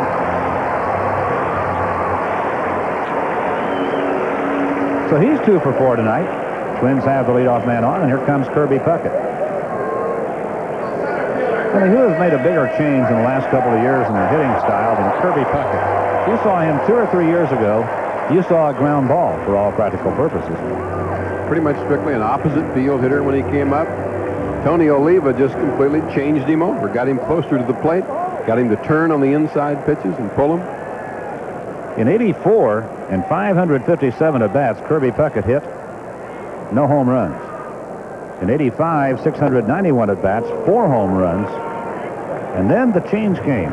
And last year, Kirby Puckett hit 328 with 31 home runs and drove in 96. Yeah, he's the first player in history to go through an entire season and not hit a home run, and then later in his career hit at least 30 in a single season. First time it's ever been done in baseball history. You'd think he'd hit one out by accident if he has that kind of power. And he is a strong hitter. Here's Gladden at first. But he used to just hit ground ball after ground ball after ground ball. And boom. Curve outside. 2-0. There's Tony Oliva, the man that brought about the change. Well, if you ever saw him hit, you know he knows something about hitting. The press room wall here, they have 3 pictures up there. Killebrew, Oliva, and Rod Carew. There's an attack right there.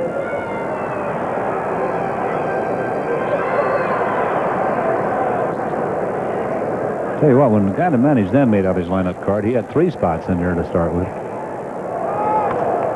Runner was going. It's a pop fly into shallow center. And Willie Wilson is there to make the play. Gladden back to first base. So Puckett is out on the fly to shallow center, and he's 2 for 4 tonight. Now Gary Gaetti, who's 1 for 2 and is walked. This guy can play a little third base. We talked about Jim Presley. Doesn't have the big reputation, an excellent third baseman out in Seattle. Some things can be said about Gary Gaetti.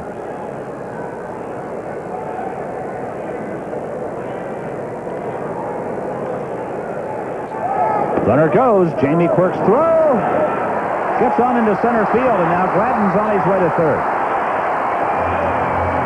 It'll be a stolen base, his 10th, and a throwing error charge to Jamie Quirk after the ball got through.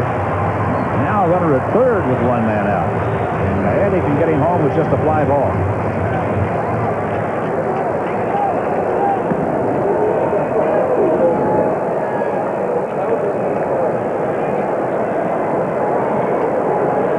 So Gladden now at third base. And the count 1-0 to Gary Gaetti. And the Royals are going to pull the infield in on the right side, halfway on the left.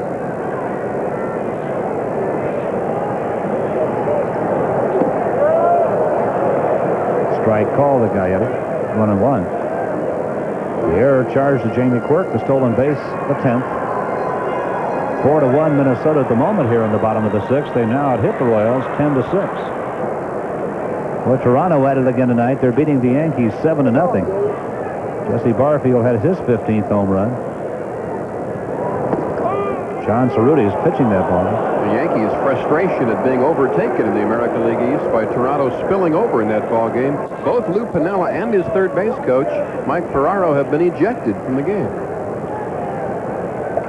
Well, Toronto is my pick in that division coming out of spring training, and I'm going to stay with them. I just think that they have a great lineup. The question in a lot of people's mind is, did they have enough pitching? And guess who's leading the American League in ERA right now? The Toronto Blue Jays. Now, Dave Steve with a pretty good outing last night, and if he comes all the way back, look out. Yankees are hurting now with Henderson and Mattingly hurt. I really think the question between the two teams at the start of the season, 2-2 pitch. Curve popping up behind the plate. Jamie Quirk looking for room near the stands, and he makes the play. So 2 out now as Gaetti fouls out to the catcher. Steve Farr made a good pitch. I think that the way to pick those 2 teams is say, well, whichever one of those teams gets the best pitching is probably going to win that division. And so far, that has been Toronto. And so far from what we've seen tonight, the Yankees may rue the day that they let Joe Niekro get away. He really hadn't pitched that badly for them this year, although his record was only 3-4. He had a very good hits to innings pitched ratio and has certainly been tough on the Royals tonight. Here's Gene Larkin, the switch hitter, up on the left side now. Well, he gets right on top of the plate. Farr may back him off, and does. Throws inside, and Larkin never flinched. I think the pitch was supposed to back him off, but he didn't move. 1-0 the count. Runner at third, 2 out.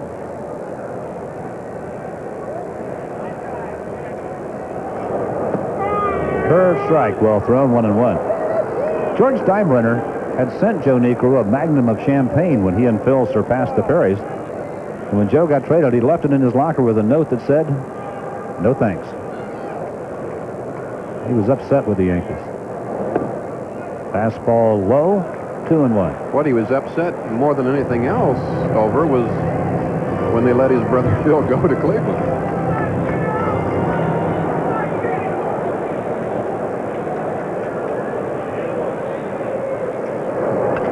Curve line to Balboni, and he's got it. The inning is over. No runs, a hit, a man left, 1 error. And now we move on to the 7th inning at the Metrodome. Twins 4, Royals 1. Number 9 hitter for the Royals. He's 1 for 2. Singled his last time up. Good look at the Metrodome and a crowd of 18,563 on hand here. Wilson next, then Seitzer. If anybody gets on, Danny Tartabull, the knuckleballer Joe Niekro back to the mound, and he has been an outstanding pitcher so far tonight. Royals have managed 6 hits off of him, but just the 1 run. That came in the first inning. Seitzer walked with 1 out, and Tartabull got a 2-1 fastball and singled up the middle. The runners moved up on a pass ball, scored on Bosley's ground ball, and Niekro has shut them down completely since that time. Some of the players receive a camera from Yashica, makers of the new 230 AF autofocus single lens reflex. Catch the winning slide into home with the innovative trap focus. The Yashica 230 AF autofocus SLR camera. Right, Denny? Okay. Did I get those numbers and letters right? It's the 1-0 pitch. Strike call. 1-1. Like reading an eye chart. Yankees trying to come back in that ball game against the Blue Jays. Ron Kittle homered in the 7th. Nobody on his 5th. Cotto with nobody on his 2nd. Now in the 8th inning, it's 7-2 Toronto. Jamie fouls one out of play. Boston and Baltimore 1-1. Cal Ripken has his 15th home run. Detroit 6, Milwaukee 2. Bottom of the 8th in Detroit. Larry Herndon hit his 4th. Cubs beat the Mets 6-5 today. Johnson, Tuffle, and Mookie Wilson all homered for the Mets. Dunston got number 4. Durham number 13. The Cubs, but that was not the big news at Wrigley Field today. Darryl Strawberry was. Oh, it's a bolt. It's a deep right center field, and it is going to be off the wall. Jamie Quirk around first, on his way to second, and he's in with a double. So Quirk gets a leadoff double. Jamie's 2 for 3 in this ball game. And Willie Wilson, who singled his last time up, will be up there. Hey, Darryl Strawberry was late to a game for the 2nd day in a row today, and he has been fined and benched by the Mets. He was late to Wrigley Field yesterday, late again today. Giants lead the Reds 10-2 tonight in the bottom of the 8th. They led 6-0 last night. The Reds, who've been a great comeback team this year, came back and won it 7-6, but Dave Parker's been thrown out of that game. He's been the key figure in most of their comebacks this year.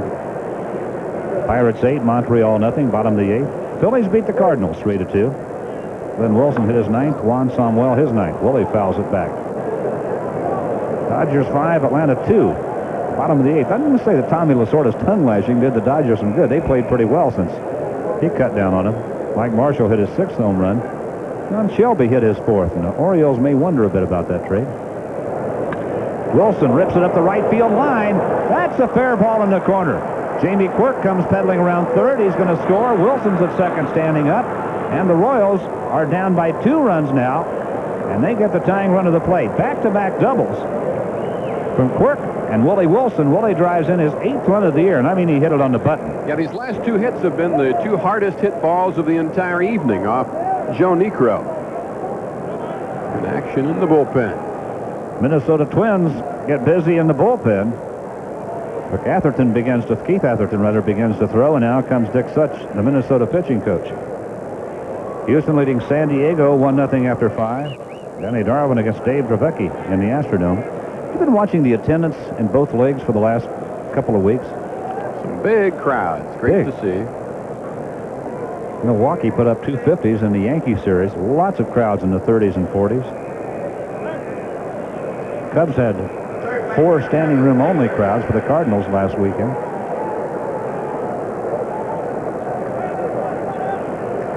Such doesn't stay long. I don't know what a pitching coach says to a knuckleballer when he goes out there anyway. How are you?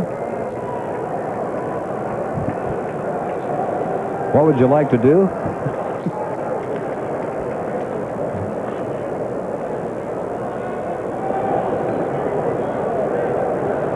Yeah, what can you tell him except don't throw any straight ones? Larry Karen suggests, how was your flight from New York today? Because he just got here today. Might well have been the topic of conversation. What'd you have to eat? Sights are in there. Low and outside. 2-0 to Kevin Seitzer. Kevin has singled and walked, been out on a fly to right. Danny Tartable in the on-deck circle. 4-2 Minnesota. We're in the 7th. Seitzer, line drive. Great catch by the second baseman. Oh, Lombardozzi took a hit away from Kevin Seitzer. And that one could turn this thing back around. Kevin had it headed for right field, and the Royals would have had another run home, or at least runners at first and third with nobody out. And look at Lombardozzi's play. Good job of base running here by Willie Wilson. He might have decided to try to score on that ball to right field. Instead, he made sure he was going to make sure it got through before he wandered too far away from second base. He gets back and prevents him from doubling him up. Excellent base running. Here's Tartable. Now with one man out. Strike. So Lombardozzi makes a great play to help his ball club. The Royals at least have the tying runs on there with nobody out. Willie probably would not have scored on the play with nobody out. I doubt that they would have risked sending him. Throw back. Not in time. Newman, the shortstop, coming in behind Willie.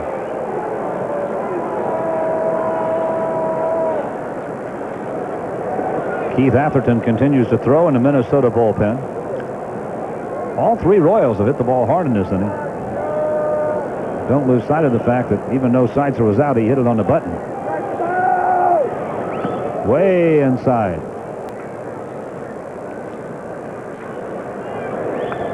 He had a good cut that time, but fouled it back. Now it's 1-2 to Danny Tartable.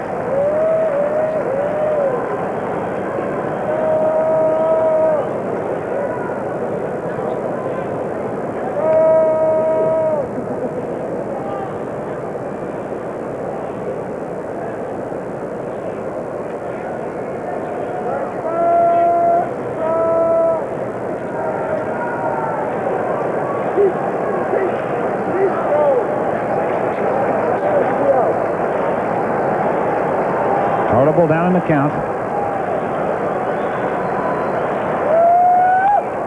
Sharply hit, base hit.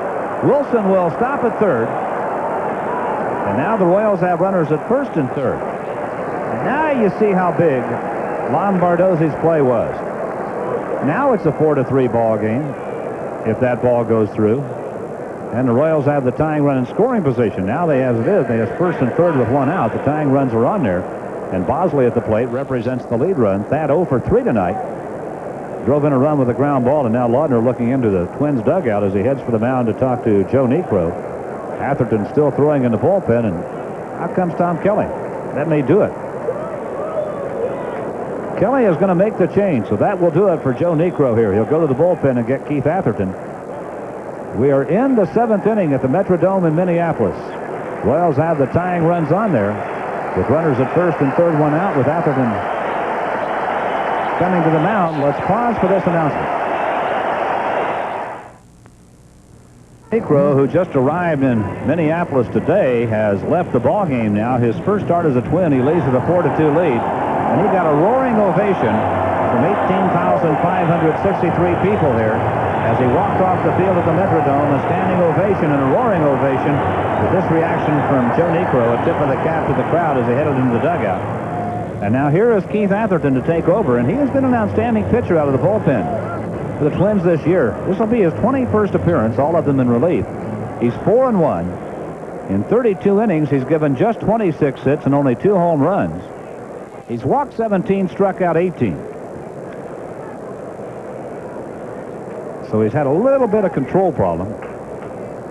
And you got a good chance to make contact against him. The Royals have runners at first and third with one out. Thad Bosley in there. So Atherton takes over. The tying runs on base with 1 out in the 7th for the Royals. And you can bet the Royals will be happy to see Joe Niekro out of the ball game. I can't think of a team. I never heard anybody say, I like to hit against a knuckleballer. You just don't hear that. Atherton's first pitch to Bosley. High pop up down the left field line. That's not enough to get the run home. Left fielder Gladden is there and makes the catch in foul territory. So now 2 out, and it's going to be up to Frank White if the Royals get it done here. Gladden came a long way to make the catch. 4-2 Twins, runners at first and third, and Frank White up there. Frank 0 for 3 tonight. He has a 5-game hitting streak. It hasn't been that productive. He has 5 hits over that stretch. And he stands in now against Atherton. And the Royals need extra bases to tie it.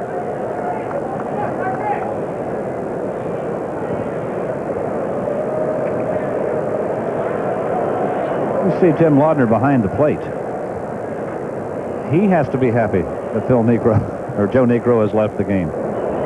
Hot shot, but foul past third. Frank hit it on the button.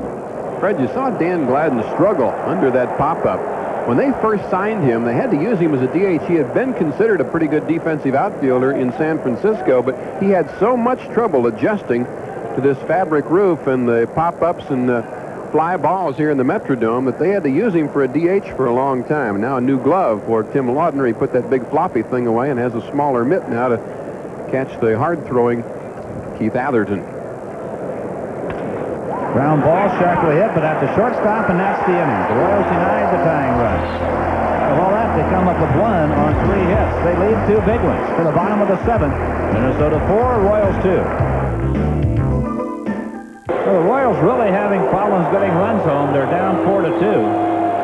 And far back to the mound for his second inning. Tom Brunansky leads it off, then Lon Bardozzi and Tim Laudner. We move to the bottom of the 7th here at the Metrodome. Royals now have been at hit 10-9. They're still in this ball game. They get a couple of more shots at it. It's just been tough for them to get runs across the plate tonight. Joe Niekro threw 127 pitches. And then a word about Tim Laudner. I thought Laudner did a laudable job of catching the knuckleball tonight. First time he's had any experience with it. He knew it wasn't going to be easy. I thought, too, that he rose to the occasion pretty well. First inning was a little tough, but... Well, the first pitch he got hit him on the wrist. That's right. And bounced away from him. Breaking ball low. 3-0 now to Tom Brunansky. So far in danger of walking the leadoff man here. Tomorrow night, Royals wrap up this 10-game road trip. Charlie Leibrandt will go against Bert Blyleven. Blyleven has already surrendered 20 home runs this year. Ball 4. Royals have not taken advantage of the Metrodome. They have yet to hit a home run in this series. Jerry Don Clayton will go to work in the Royals bullpen. 78 home runs have been hit here in the Metrodome so far this year. The Twins have hit 40. They have given up 38 in here. So here's Lon Bardozzi. He's like the kid outside the candy store looking in, the only Twin without a hit so far tonight. Twins have distributed them pretty evenly. They have 10 hits and spread out over 8 hitters.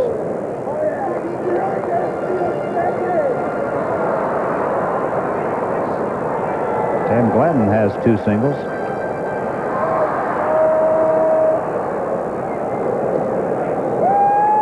Kirby Puckett has a single and a double.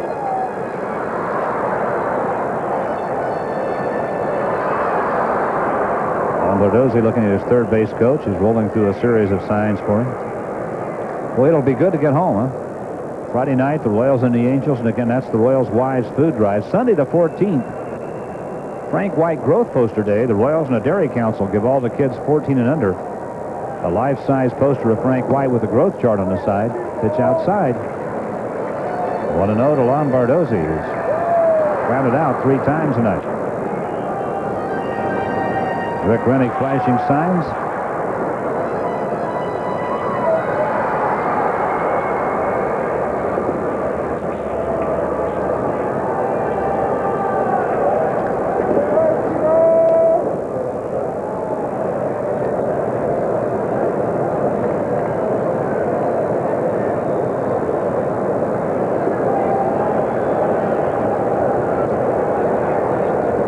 Steve Farr needs to throw a strike.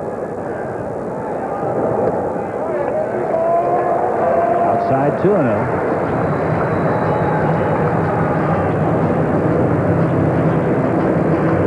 Farr has been an outstanding pitcher of late for the Royals.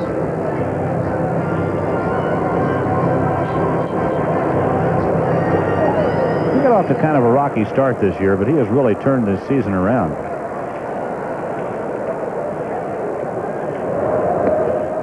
Can't control the breaking ball right now. That one slides outside on him. So now he's behind Lombardozzi 3-0 after he walked Bernansky to start the inning.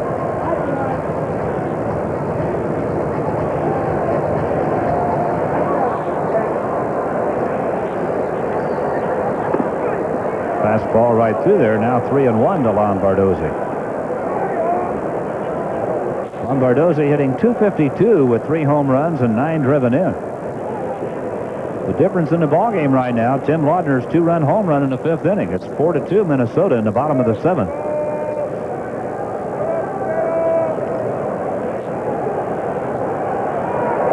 Runner goes. Works throw. He is out. Now then he gets to explain what they're doing. Well, Bruno normally is not considered much of a base-stealing threat. Big outfielder takes off here, and Quirk guns him down. Jamie got a good pitch to handle and made a quick and very accurate throw. Did somebody miss a sign? Well, I wonder. I don't know why he'd be running if it wasn't something going on. Now the 3-2 pitch. Curve fouled off. And if Farr comes back from 3-0 now after a man's caught stealing against Lombardozzi, what a turnaround in this inning that'll be. Don't know why Bernansky was going. It was 3-1. They might have had something on. Could have been hit and run. Tom Kelly likes to play hit and run. Well, they struck him out, so what a big turnaround now.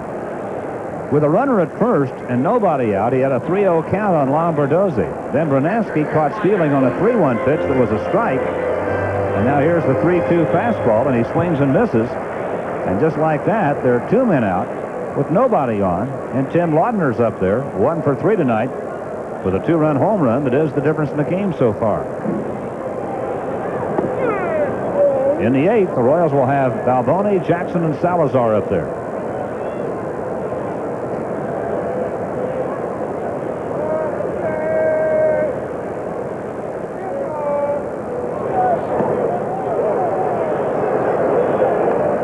Say that Steve Farr has found his stroke now. It's 0-2, and he's been throwing strikes since he went 3-0 to Lombardozzi.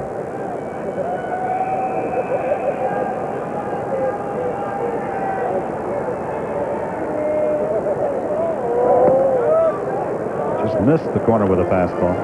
That was the 7th time, by the way, this season that Bernansky has tried to steal a base. He's been caught 4 times. Tom, stop that. Below 500 in that department's not good. Not the only thing worse is finishing second in a gunfight.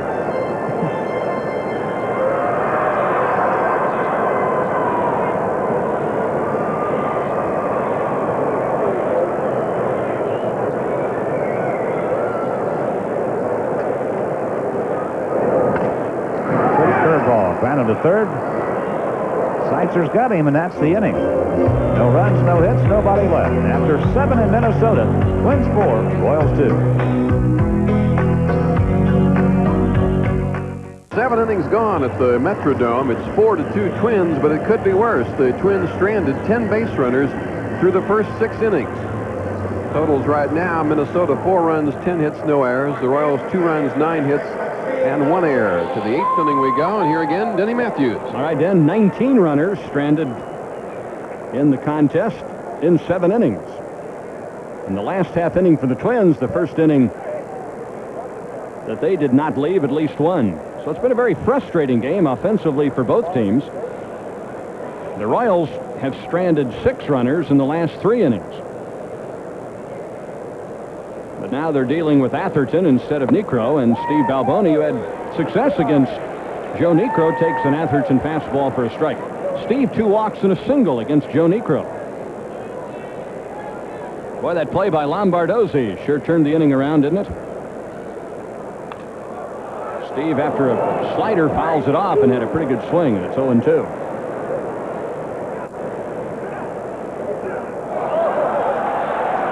The bat boy sprinting out of the Minnesota dugout in quest of a loose ball, took a header. He just made a dive about halfway between the dugout and the third base foul line. Life's most embarrassing moment. 0-2 on Balboni. 4-2 Minnesota. Fastball outside corner. Steve retired for the first time tonight.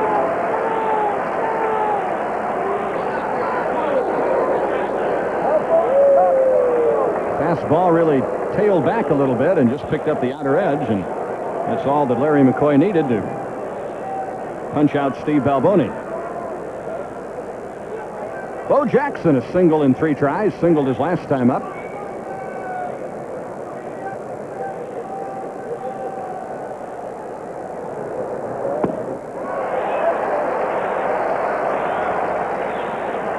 One strike on Bo. Jackson, of course, really came on in his last game at the Kingdome once he got used to that place. He's had plenty of at-bats here now to get used to the Metrodome. Single his last time up. So let's think long ball. It would pull the Royals to within 1. Royals have 9 hits, a total of 19, same total of base runners stranded in the contest. Pretty good swipe at that pitch. And the crowd applauding Yangel in the front row, just this side of the Royals dugout, who finally came up with that ball. 1-2 on Bo Jackson. Remember, it was a fastball on the outside corner that got Balboni looking. Let's see what they throw to Bo Jackson. A fastball, and he hits it 112 miles high into center field. Right center. And I mean high. Got to give Bo a lot of credit. A lot of people on a pop-up like that one would be almost to first base by the time it was caught. Bo was almost at second base. If that ball had been mishandled in the outfield by Minnesota, Jackson would have been standing on third base with an easy chance to get back another run in this ball game. And Denny, he does the same thing on routine ground balls when it appears that they're routine outs, but Bo, with his sheer speed, makes a routine ground ball very close at first and anything but routine. Orta batting for Salazar. No balls and 1 strike. Atherton, to his credit, has come out of the pen throwing strikes.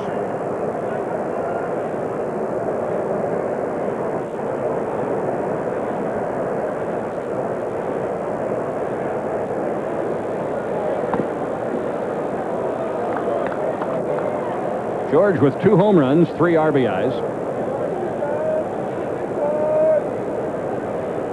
4-2 Minnesota, top half of the 8th. Just off the outside corner, 2-1. Lee Brandt and Blyleven tomorrow night, final game of the series. We shall televise on most of these stations.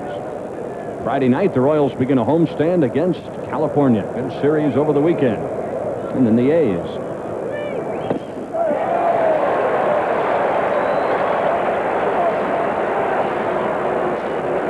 2-2 on George. The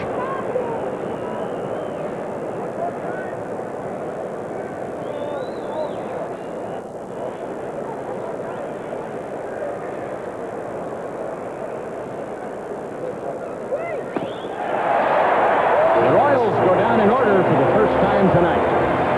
2 strikeouts for Atherton. To the bottom of the 8th we go. Minnesota 4, Royals 2.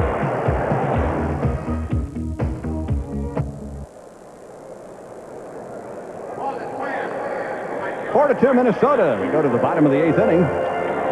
Buddy Biancalana now playing shortstop. Orta, you'll recall, batted for Salazar, so there's Bud. And Mark Davidson, the batter. Davidson has a walk, a stolen base. a triple. Retired only in the fourth on a ground ball to short. Farr starts him with a curve and left it a little bit high and tight.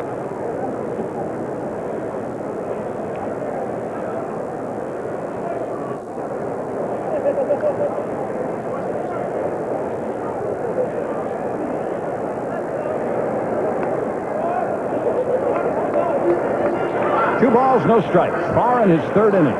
Danny Jackson went the first 5.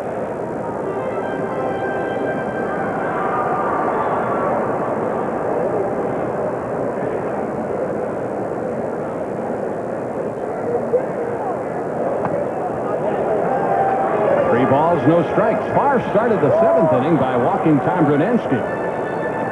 But Brunansky was thrown out trying to steal on a 3-1 pitch to Lombardozzi.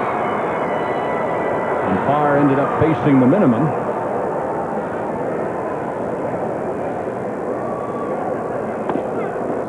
Right through there, good fastball. One of our sponsors is your participating Bryant dealer. Call him for details about 1 month's free electricity.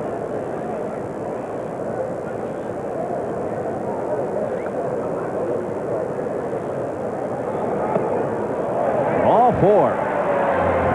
The Twins have had their leadoff man on base in each of the 3 innings that Farr has pitched. And Jerry Don Gleaton's going to go back to work in the Royals bullpen. The Royals down 2 can ill afford to allow the Twins to score any more.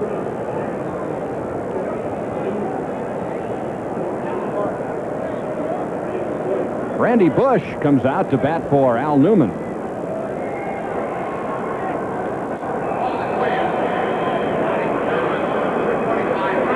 Randy Bush, a .248 hitter, 2 home runs, 12 RBIs. He's been a hot hitter recently. In the ball game last night, he was 2 out of 4, singled his first 2 times up. Randy Bush. He's a pull hitter.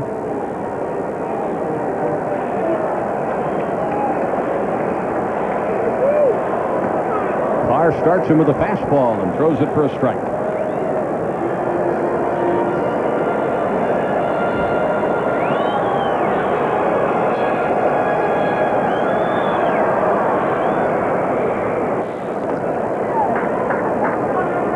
Davidson is a good base stealer. He's swiped 5 and has been caught only once.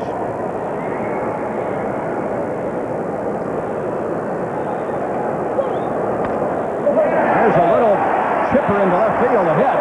And Davidson makes the turn at second and holds on as Randy Bush, batting for Newman, singles to the opposite field. And now the Twins really have something going. Bush there took care of a pitcher's pitch. Farr got it where he wanted it, got it in on him. And Bush just fights it off. Right over the inside corner, and as you point out, he just punches it to the opposite field, and Davidson, seeing Bo Jackson play the ball cleanly, has to stop at second. Now the Royals will look for a bunt. You can see Kevin Seitzer there just going out of your picture, having given the play to the pitcher Steve Farr. We'll see if the Royals try to cut off the lead man at third base, but the problem with that is the running speed of Mark Davidson. So if Gladden bunts, the Royals quite likely will play it straight up. That is, the shortstop going to second rather than shortstop covering third. That's the way they'll play it. The bunt is down, but the bunt is foul. And the Royals were playing it in the conventional fashion. Last night, they sent the shortstop Salazar over to cover third in a situation like that. The ball was bunted in Steve Balboni's direction. He tried to make a quick throw to third to get the runner, but it was not there quite in time.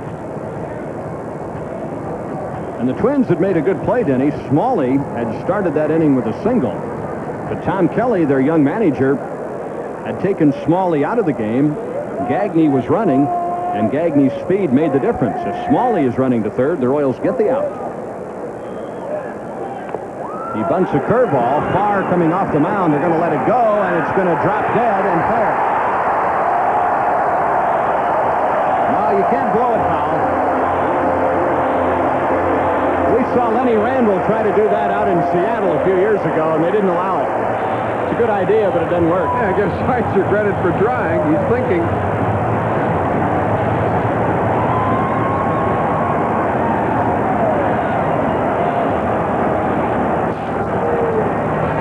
Now watch Kevin come along here and try to help it. Whoa!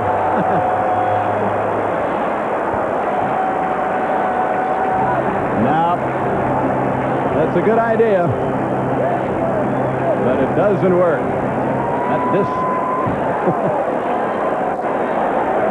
Bases are loaded. And now you've got Kirby Puckett.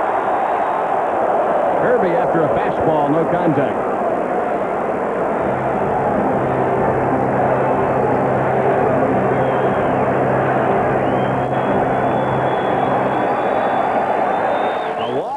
Single, the second of which was a bunt single. Count is even, 1 ball, 1 strike. Kirby Puckett has never hit a grand slam home run in the major leagues. Let's hope he doesn't pick this time to start. He does have a single and a double tonight, 2 out of 4 and a run scored. Infield in, bases loaded, nobody out. In there, fastball, 1-2. The Twins, remember, have stranded 10 runners. 10 in the first 6 innings. They didn't leave anybody in the 7th and now have 3 on with nobody out in the 8th. 4-2 Minnesota. You can see the infield in at all 4 stations. The outfield shading Kirby Puckett toward right. Far needing a strikeout.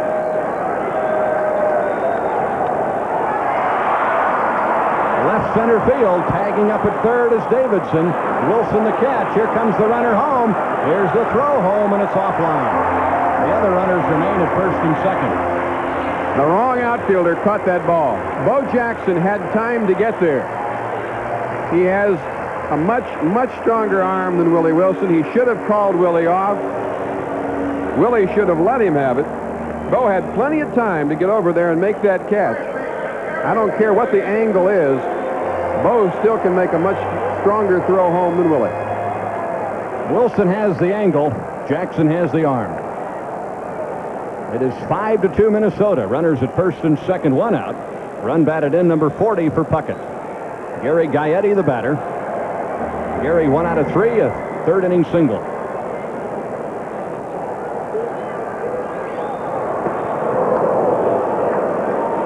One strike on Gary Gaetti.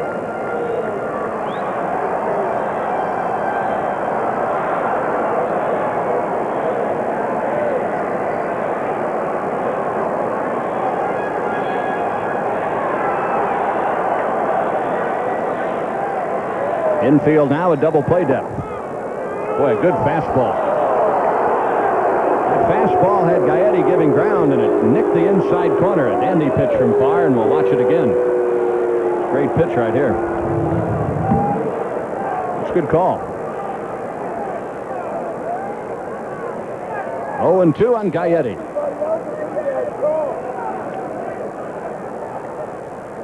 Runners are going. Curve low and outside. Safe at third base, and Sicer claiming that he was able to tag Randy Bush. Boy, a great play by Jamie Quirk. I mean, a great play. That curveball was low and outside, and he uncorked a dandy throw. And Billy Gardner, who used to manage Minnesota, is going to get after Dale Scott. And I mean, get after him.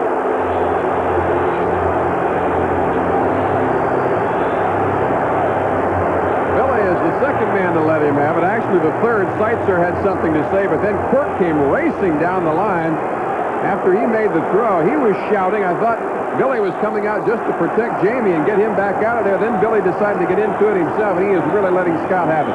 And he might get kicked out for the first time in his career as a Royal manager. It looked like Scott called the play before it happened. Now Billy's going to stay in, at least for the moment, unless he gets a second burr under his saddle and goes back and says something else, but I don't blame him for arguing. Boy, what a great throw from Jamie Quirk. Watch where the pitch ends up. Look at that. Now watch this throw. I mean, perfect. And here comes Bush.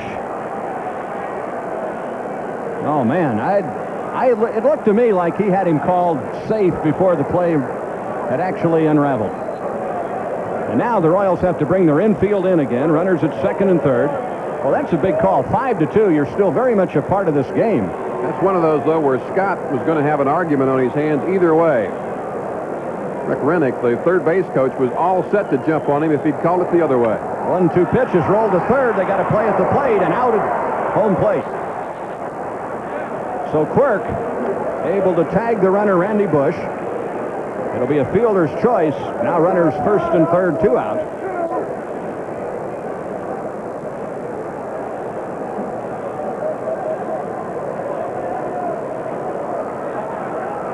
There you see the stolen base again. Bush trying to get to the corner of the bag before Seitzer's swipe tag. And Dale Scott giving the call to Bush. Double steal. Now first and third for Larkin. 1 out of 3, an RBI single in the third inning.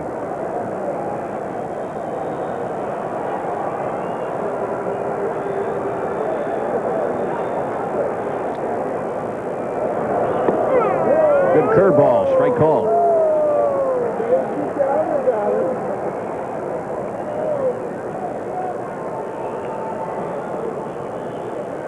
Gene Larkin, switch hitting rookie first baseman.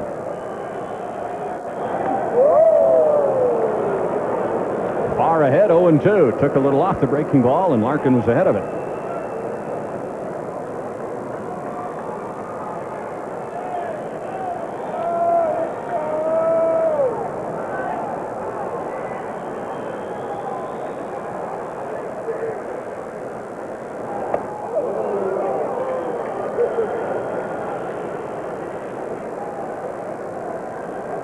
One ball, 2 strikes. 5-2 Minnesota. Bottom of the 8th. The Royals will have Quirk, Wilson, and Seitzer in the 9th.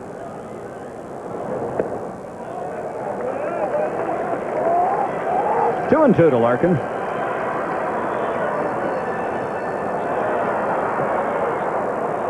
Gladden at third, Gaetti at first.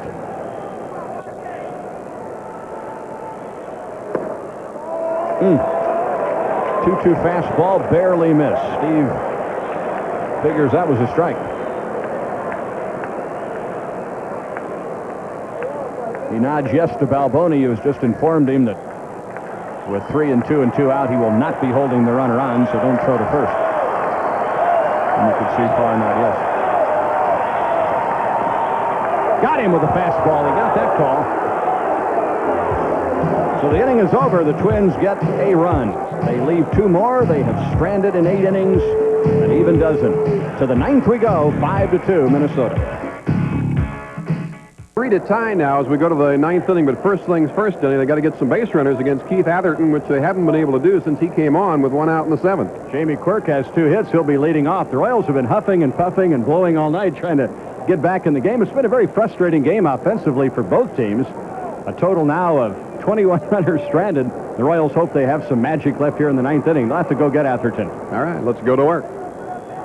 Atherton's pitch on the outside corner, a fastball. As far as 5 seconds for station identification, this is the Royals Television Network. Get in the swing of it. Royals baseball. Royals baseball. The 0-1 pitch to Jamie. Able to hold up. Greg Gagne now is playing shortstop with the Twins, taking over for Al Newman. 1-1 the count to Jamie Quirk. Jamie doubled and scored in the 7th, singled in the 5th, struck out in the 3rd. The Terminator, Jeff Reardon, warming again in the Minnesota bullpen. He came on last night and just mowed down the Royals.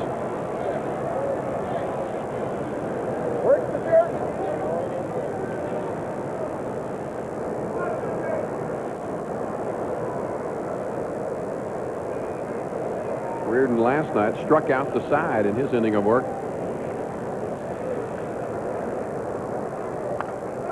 Burke pops it foul out of play.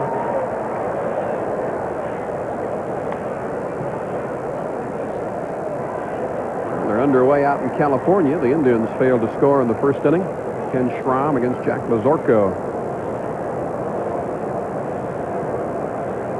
Detroit beat Milwaukee 8-5. 14 hits for the Tigers in that game.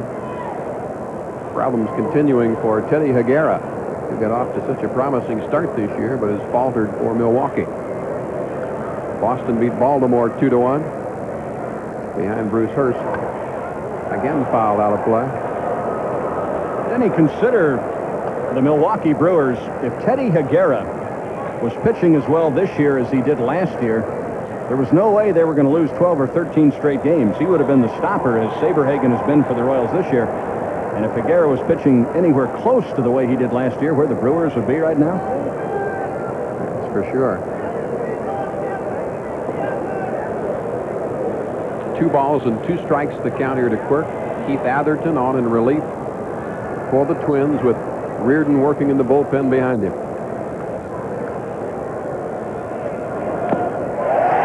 Down goes Jamie. 3 strikeouts for Keith Atherton since he came on, with a man out in the 7th. Look at the movement on that pitch. Some of the players receive a Florsheim shoe wardrobe from Steve's Shoes. Steve's is Kansas City's headquarters for Florsheim. You'll find a complete selection of Florsheim at Steve's 24 locations. Now Willie Wilson. 2 hits in 4 tries tonight. Does Atherton have good stuff? Well, he's faced 6 and retired 6 and struck out half of them. He's returned to his high school form. In high school ball in Virginia, Keith Atherton once pitched 4 consecutive no-hitters.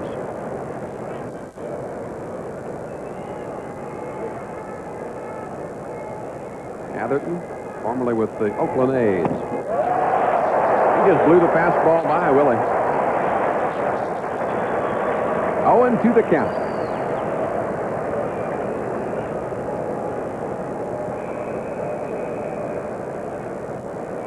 If the Twins hang on to win this one, we've got ourselves a dead heat atop the American League West. And a good pitching matchup tomorrow night. Andy. Charlie Leibrandt against Bert Blyleven. Atherton is throwing smoke, and the Royals aren't touching it.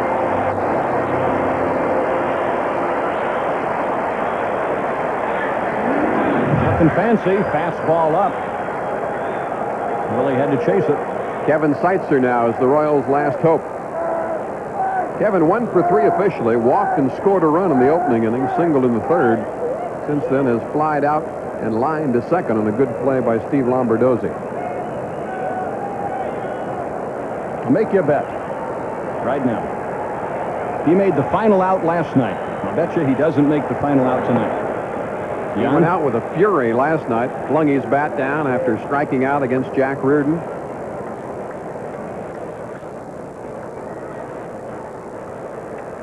Why do I say Jack Reardon? It's Jeff Reardon. Who Jack Reardon is. Right. Sorry, Mayor. That could do it. Puckett to the wall, leaps up and makes the grab, and that's the ball game. Almost won the bet.